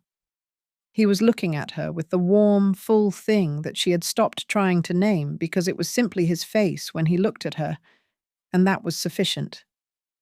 "Tell me something," she said. "Something I don't know yet." He thought. "I cannot cook," he said. "Anything. At all. I attempted eggs once in the army, and it remains the worst thing I have ever produced." She stared at him. "You've been in that kitchen." "Observing," he said. "I am very good at observing. I am catastrophic at the actual production." She started laughing. "You stood in my kitchen at 2 in the morning," she said, "while I made tea, and you said nothing." "I made the fire," he said with dignity. "I am excellent with fires." She laughed until her sides hurt, and he watched her with that smile, the real, warm, private one, and the carriage rolled through the summer morning, and it was, she thought, the most enjoyable 4 hours she had ever spent in a moving vehicle. He told her other things, too, in the easy back and forth of the journey. That he had a particular and entirely private fondness for Gothic novels, which she had suspected since finding him with one, and he had denied. That he had once, at 22, attempted to learn to paint because of his mother's painting, had produced 3 landscapes of such startling inadequacy that he'd burned them, and had not tried again. That the specific book of Roman law he'd been reading for 3 months was one he'd read 4 times before, and returned to in times of stress, because the orderliness of it was soothing. "The orderliness," she said. "Things in their proper categories," he said. "Rights and responsibilities clearly defined. Cause and consequence properly linked. And real life is not like that. Real life," he said, looking at her, "is considerably more interesting than that, as it turns out." She looked back at him. "Considerably," she agreed. Chapter 35. Calloway Park was smaller than she remembered, not diminished. It had always been modest, a gentleman's house rather than an estate of any real grandeur, 3 stories of pale brick and a garden that required more attention than it usually received. But she had spent 5 months in Dunore Hall, which was ancient and vast, and built from stone that had stood for 3 centuries. And coming back to Calloway Park was like picking up a book you'd loved as a child, and finding it the same, and finding yourself changed. The drive was different. Someone had cleared it. The overgrowth on the left side that had been encroaching for 2 years, gone. The front garden, which had been her project and her mother's before her and had suffered in her absence, had been recently tended. Not perfectly, not the way she would have done it, but attended to, with care. Her father was on the front steps. He was thinner than she remembered, which worried her briefly, and then she saw his face, clear-eyed, upright, the particular quality of a man who had been sleeping properly, and the worry resolved. He had been sober for 5 months. She knew this from his letters, each one steadier and clearer than the last. But knowing it in letters was different from seeing it. Seeing it was something else, something that moved through her chest with a warmth she hadn't prepared for. She got out of the carriage. He came down the steps. He hugged her, properly, both arms, the way he had when she was small, before everything had gotten complicated and weighted. She held on. "My dear girl," he said. Rough. "Papa," she said. He drew back. He looked at her face, looking for something, she thought, looking to confirm that she was all right, that the thing he'd done and the way it had resolved had not broken something irreparably. He found what he was looking for, she thought, because something in his face eased. He looked past her to the carriage. Voss had stepped out. Hugh Calloway straightened. He was not a tall man, and Voss was, and the contrast might have been uncomfortable. It was not. Her father straightened to his full modest height and looked at the Duke of Ravenscroft with the clear, sober gaze of a man who intended to say what needed saying. "Your Grace," he said, "I owe you more than I can repay." Voss looked at him. "You owe me nothing," he said. "What was done because it needed doing." "Nevertheless," her father said. He held Voss's gaze. "You sat down next to a foolish, difficult old man in a tavern, and you listened to him talk about his daughter, and then you did something about it. I don't know many men who would have done that." He paused. "I'm glad you're going to be her husband." Voss was quiet for a moment. "So am I," he said. Her father nodded. He looked at Wren. He looked at the ring on her finger, his wife's ring from his mother's generation. Something old, something that carried history. No, she thought. Her mother's ring was gone, sold, years ago, quietly, for household expenses. This was someone else's mother's ring. This was a different history being offered, a different family folding her in. She saw her father understand this. She saw him decide to be grateful for it. "Come inside," Hugh Calloway said. "Mrs. Patton has made enough food for 6 people, and she will be insufferable if we're late for it." They went inside. Chapter 36. Dinner was not formal. It was the 3 of them at the small dining room table, not a table built for grandeur, a table built for a family. And Mrs. Patton, the cook, had indeed produced an extraordinary quantity of food that managed to be both entirely ordinary and deeply comforting. Roast chicken, garden vegetables, a pie that her father described with the enthusiasm of a man remembering what good food tasted like. Voss ate with the particular attentiveness of a man who was observing a household and filing everything away. She watched him watch her father. She watched her father, wine glass containing only water. She noted this without commenting on it. Talk about the drainage project, the tenant who'd helped with the south field, the new man of business who was, unlike his predecessor, both qualified and apparently honest. She watched Voss ask her father 3 precise questions about the south field, and watched her father's face light up at being asked something he actually knew the answer to. She thought, "You did that deliberately. You gave him something to be competent about." After dinner, they sat in the small drawing room, smaller than any room at Dunore Hall, somewhat worn at the edges, the furniture her mother had chosen 20 years ago showing its age. And it was comfortable in the way worn things are comfortable, with the ease of things that have been used and lived in. Her father fell asleep in his chair at 9:30. She and Voss sat in the quiet of the small room with the sleeping man between them and the fire low, and looked at each other. She gestured at her father. He looked at Hugh Calloway asleep in his chair, head tilted, entirely at peace, and then back at her, and the corner of his mouth moved. She pressed her lips together to hold the laugh in. He shook his head slightly, dry and warm. She loved him so much it was almost inconvenient. She walked him to the guest room at 10. The corridor of Calloway Park was narrow by Dunmore Hall standards, and they walked through it, side by side in the quiet of the sleeping house.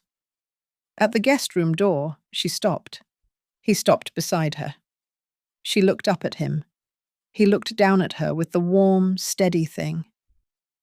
"Thank you," she said quietly. "For today. For how you were with him." "He is easy to be kind to," he said. "He is trying very hard." "He is," she said. He reached out and touched her jaw, just the brush of his fingers, the lightest possible thing. "Sleep well," he said. "You too," she said. She did not move. He did not move. Wren, he said, with a tone she recognized, the tone of a man applying his famous composure to a situation that was testing it. I know, she said. Good night, Dorian. Good night, he said. She went to her room. She stood in her childhood bedroom, the familiar wallpaper, the small window overlooking the rose garden, the chest of drawers where she'd kept her mother's things before she'd sold them. And she breathed.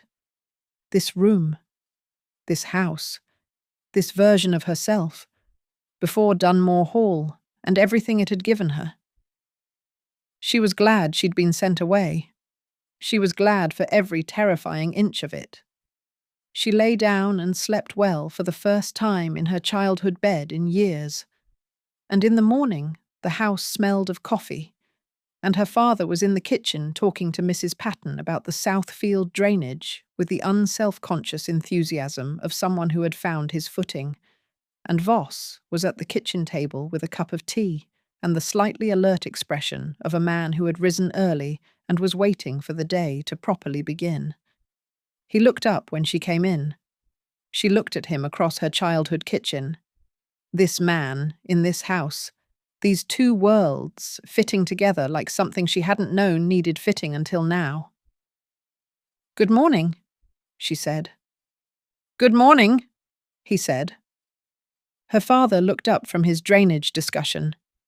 He looked at the two of them looking at each other, and he smiled. The real one. The one she remembered from before everything went wrong. Sit down, he said. Mrs. Patton's made eggs. Chapter 37. After breakfast, Voss walked the south field with her father.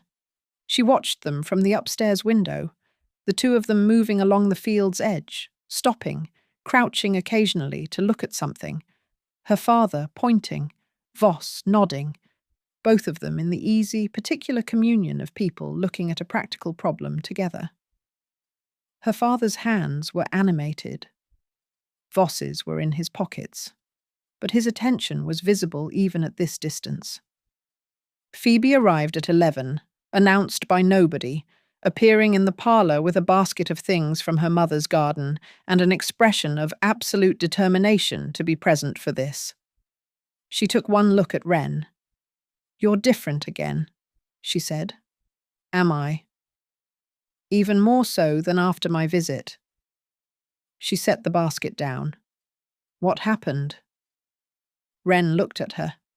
Many things, she said. Phoebe looked at the ring, then at Wren's face. She was very quick. Wren Calloway, she said. It was my mother's, Wren said. His mother's.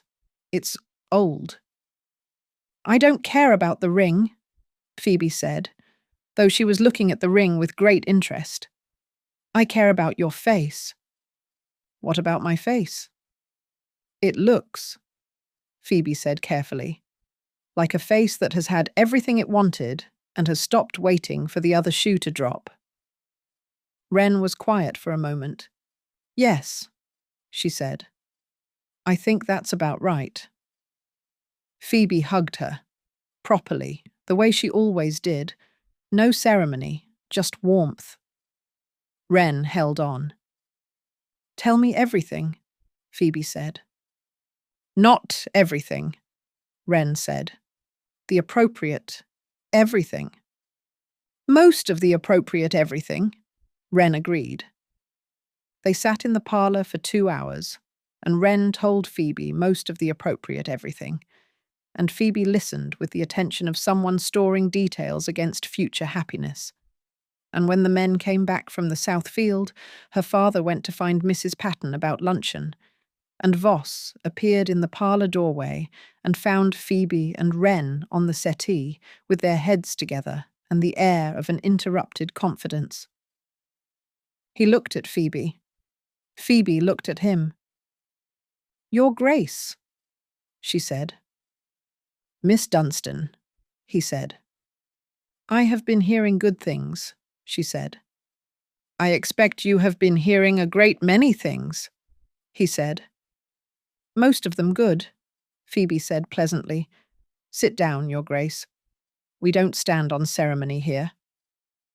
He looked at Wren, who was pressing her lips together with great determination. He sat down. Phoebe proceeded to ask him 6 direct questions about the estate, his management philosophy, his opinion on the current state of agricultural policy, and, with the ease of someone who had decided to simply do the thing, his intentions regarding Wren's continued connection to her existing friendships after the marriage. He answered every question completely and without hedging. At the end, Phoebe nodded. Right, she said. Good. And turned to Wren with the air of someone closing a file. He'll do. Thank you, Voss said, dry as dust. Don't thank me yet, Phoebe said. I have an uncle in Bath who is going to have opinions about the settlements. Your uncle and I, Voss said, have already been in correspondence about the settlements. Phoebe stared at him. Since 3 weeks ago, he said. Phoebe turned to Wren. I like him, she said. I wasn't going to say it so quickly, but I like him extremely. Wren looked at Voss. He looked back at her. I know, his expression said. I know. I handled it. She loved him so much. Chapter 38. Sunday evening. They would leave Monday morning, back to Dunore Hall, back to the library and the garden and the life that was theirs, back to the ongoing work of dismantling what Pitken had built while building something of their own in its place. But first, this last evening, her father had surpassed himself, not in the kitchen. Mrs. Patten had done the actual work, but in the sitting, in being present, in staying at the dinner table after the dishes were cleared and talking, really talking, with the ease of a man who had stopped carrying the heaviest part of his shame and discovered that he was still capable of good company. He talked about Wren's mother, about the early years of the marriage, which had been happy, genuinely, completely happy, before everything had narrowed and then gone wrong. He talked about Wren as a child, which made her want to disappear under the table, and made Voss listen with an attention that she would later tease him mercilessly about. She used to reorganize things, her father said, with the fond exasperation of a man describing a beloved inconvenience. She was 6 years old, and she reorganized my study, every paper in a new place. She had a system. Was it a better system? Voss asked. Significantly, her father said. Voss looked at Wren. I am not surprised, he said. She would explain the system to you, her father continued, in detail, whether or not you had asked. She felt it was important that you understand why her way was better. Also not surprised, Voss said. 17 occasions, Wren said into her wineglass. I beg your pardon, her father said. Nothing, Papa. Her father looked between them, at the shorthand of them, the ease, the private language they'd built, and she saw it move through his face. Not guilt, this time. Not the shadow of everything that had gone wrong. Something simpler. Gladness. He raised his water glass. To Wren, he said, who has always known better than me. She looked at her father. To you, she said, who is trying. They touched glasses. Voss touched his to both of theirs. The evening was simple and warm and complete. Chapter 39. They left Monday morning in the cool of early day, the carriage loaded, her father on the steps with the clear eyes and the upright posture she was going to carry in her memory. He held her face in his hands, the way he had when she was small, and he was still the person she thought he was going to be. I will do better, he said. I know, she said. I will not. He stopped, started again, I will not make you responsible for my failures again." "Papa," she said softly, "you gave me to the best possible outcome entirely by accident. I find it hard to hold it against you." He laughed, surprised, broken, and hugged her once more. Then he looked at Voss. He held out his hand. Voss shook it, firmly, the way men shake hands when they mean it. "Take care of her," her father said. "She takes care of herself," Voss said. "Extremely well. I intend to simply be present while she does it." Her father looked at him. "Yes," he said. "All right. That will do." They got in the carriage. The wheels turned. She watched Calloway Park through the window, the pale brick, the garden, the south field where the drainage work had already begun, her father growing smaller on the steps until the trees took him. And she felt the two halves of herself settle into alignment for the first time. The person she had been there, the person she was now, not different people. The same person, expanded, larger than she'd been. Room in her for more than she'd thought she could hold. She turned from the window. Voss was watching her. "All right?" he said. "Yes," she said. And then, more fully, "Yes, I'm very all right." He offered his hand across the carriage. She took it. They rode back to Dunore Hall with their hands linked and the summer morning going golden around them. And she thought about choices, about the ones made for you and the ones you make yourself, and the extraordinary fact that sometimes the two arrived at the same place from different directions. She had not chosen to go to Dunore Hall. She had chosen, every day since, to stay, and she would choose it again tomorrow, and the day after, and every day after that, for as long as days were available. "Dorian," she said. "Yes." "I want to plant something new in the walled garden," she said. "Something that's mine, that I chose." He was quiet for a moment. "What would you like to plant?" She thought. "Sweet peas," she said. "Along the south wall, and a cutting from my mother's rose. There's one left at Calloway Park, an old pink climber. I want to bring it to Dunmore." "Your mother's rose in my mother's garden," he said. "Our garden," she said. He looked at her. "Our garden," he said, and the warmth in it was complete. Chapter 40.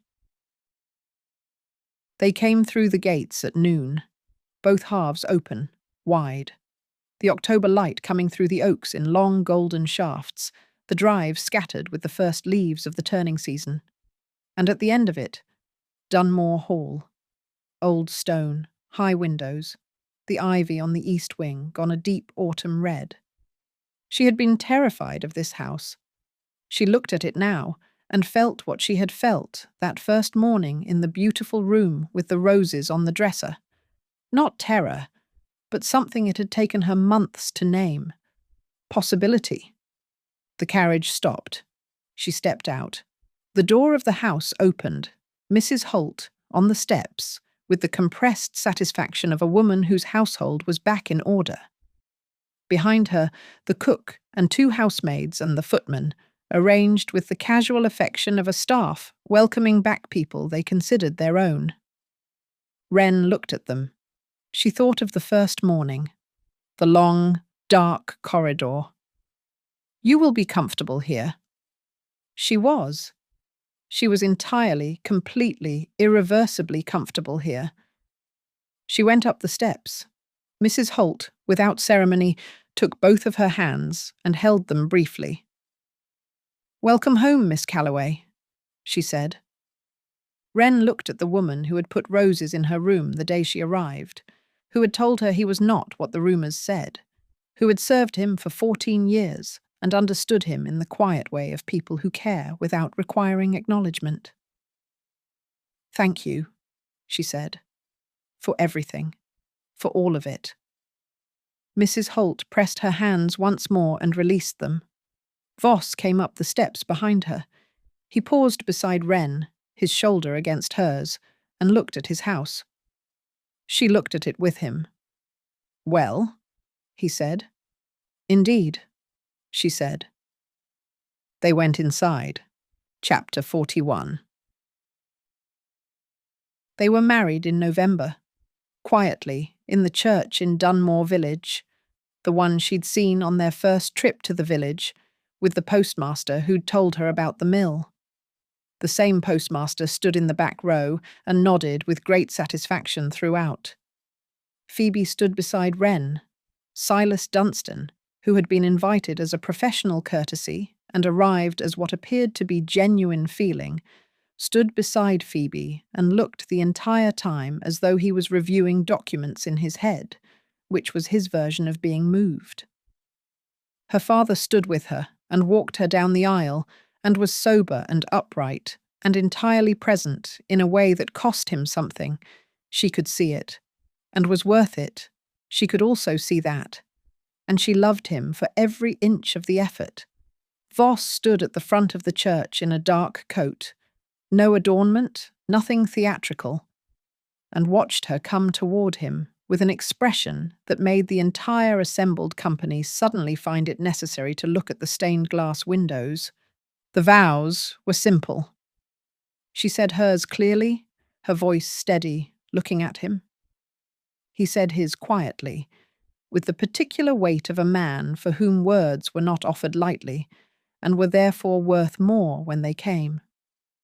When the ring went on her finger, his mother's ring, which she had been wearing for weeks and which felt already permanent, he held her hand for a moment after, just held it, his thumb moving over the gold and the green stone, and she felt the whole of what that meant to him, and did not look away from it.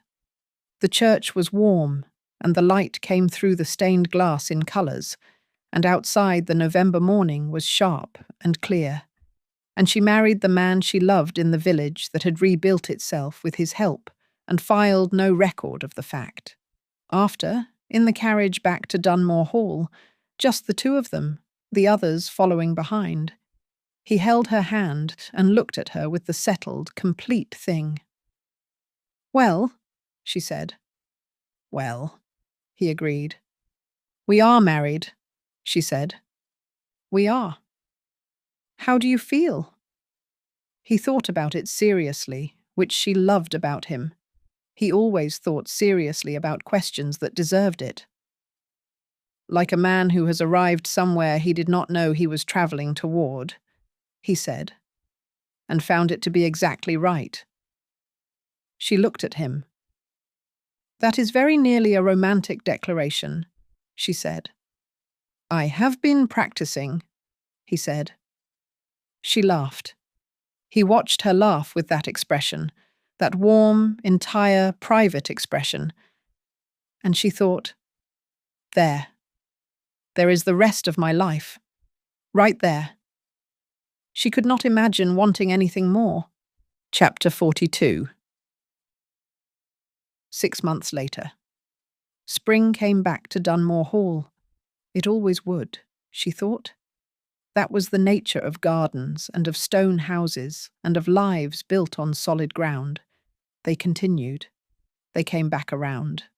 The roses returned, and the pear tree blossomed, and the light moved through the library windows at 7 in the morning and touched everything with particular care. The sweet peas were growing along the south wall of the walled garden, tentatively still, finding their way, reaching for the iron frame she'd put up in February. But growing. Definitely growing. Her mother's rose, the cutting brought from Calloway Park, replanted carefully in the corner nearest the stone bench, had taken root. It would not bloom this year, perhaps next. But it was there. It was alive, and it was hers. She was in the garden on a Tuesday morning when she heard him. His walk. The specific weight and rhythm of it on the garden path, not the careful, controlled tread of those first months, but looser now, more itself. The walk of a man who had stopped managing how he moved through his own home. She did not look up from the sweet peas she was tying. He stopped beside her. She could feel him looking at what she was doing. "They're coming in well," he said. "Give them another month," she said. "They'll be extraordinary." He crouched beside her, looked at the young shoots, the reaching tendrils. "Your mother's rose," he said, nodding toward the corner. "Is alive," she said. "I checked this morning." "Good," he said, simply. She finished the tying. She sat back on her heels. He was looking at the garden with the look he used for things he was privately glad of, the compressed, internal version of satisfaction, the one she'd learned to read like any other of his languages. "What are you thinking?" she asked. He looked at her. "That 8 years is a long time to spend making walls," he said, "and approximately 5 months is a remarkably short time to decide they were unnecessary." "They weren't unnecessary," she said. "They kept things safe until I arrived to tell you they didn't have to." "You did not tell me?" he said. "You simply walked through them." "The same thing," she said. He looked at her with the warm, entire thing. "Wren," he said. "I love you," he said. "In the event that the daily evidence is insufficient, I want to say it clearly." She put her hand against his jaw. "The daily evidence," she said, "is more than sufficient. I love you too. Clearly and specifically and with full acknowledgement that you are enormously difficult, and I have no objections to that whatsoever. You have 19 objections to it that you've recorded." 22 now, she said. "I updated the count on Thursday." He closed his eyes briefly against her hand. She felt him smile. She had collected so many of them by now. Every variation, every temperature, every context. And still each one felt like the first. He opened his eyes. He kissed her in the walled garden in the spring morning, with the sweet peas reaching and the roses returning, and her mother's cutting quietly taking root in the corner. And she kissed him back the way she always did, completely, without reservation, with the full certainty of someone who has made her choice and made it again every day since, and intends to keep making it. When they parted, she stayed close, her forehead against his. "The ledgers need reviewing," she said. "They do," he agreed, against her hair. "And there's a letter from Dunstan about the Pitken proceedings." "I know. I saw it this morning." "And the North tenant wants to discuss the autumn planting." "This afternoon," he said. "I've already arranged it." "Of course you have," she said. "I knew that." "I know you knew." She drew back enough to see his face. Her husband's face. Still the most interesting face she had ever looked at, still revealing new things to her, still the face she wanted across every dinner table for the rest of her life. "Come on then," she said, and stood and held out her hand. He took it. They walked out of the walled garden together, into the wide spring morning of Dunore Hall, through the courtyard and up the stone steps and in through the door that was never locked to her, into the library that was theirs, into the life they were building daily with the same attention they brought to everything. Carefully, honestly, with the particular thoroughness of two people who understood the value of what they had, because they both remembered what it was to be without it. The gates of Dunore Hall stood open. They always would. And in the walled garden behind them, the sweet peas reached, and the pear tree bloomed, and in the corner nearest the stone bench, very quietly, her mother's rose put out its first small bud. It would be extraordinary next year, she already knew. Epilogue. Found in the desk drawer of the Duchess of Ravenscroft, Dunore Hall, undated. Phoebe. I was going to burn this one too. I've decided not to. I want to write it down so I know I said it somewhere, even if only to paper. I am happy. Not the careful, managed, counting the costs version of happy I had grown accustomed to performing. Happy in the full, unguarded, slightly terrifying sense of the word. He is asleep in the chair by the library fire as I write this. He fell asleep reading his Roman law, which he does when he is tired and won't admit it.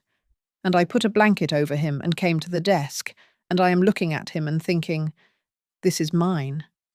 This specific, difficult, extraordinary, finally open man is mine, and I am his, and we chose each other from the most unlikely beginning.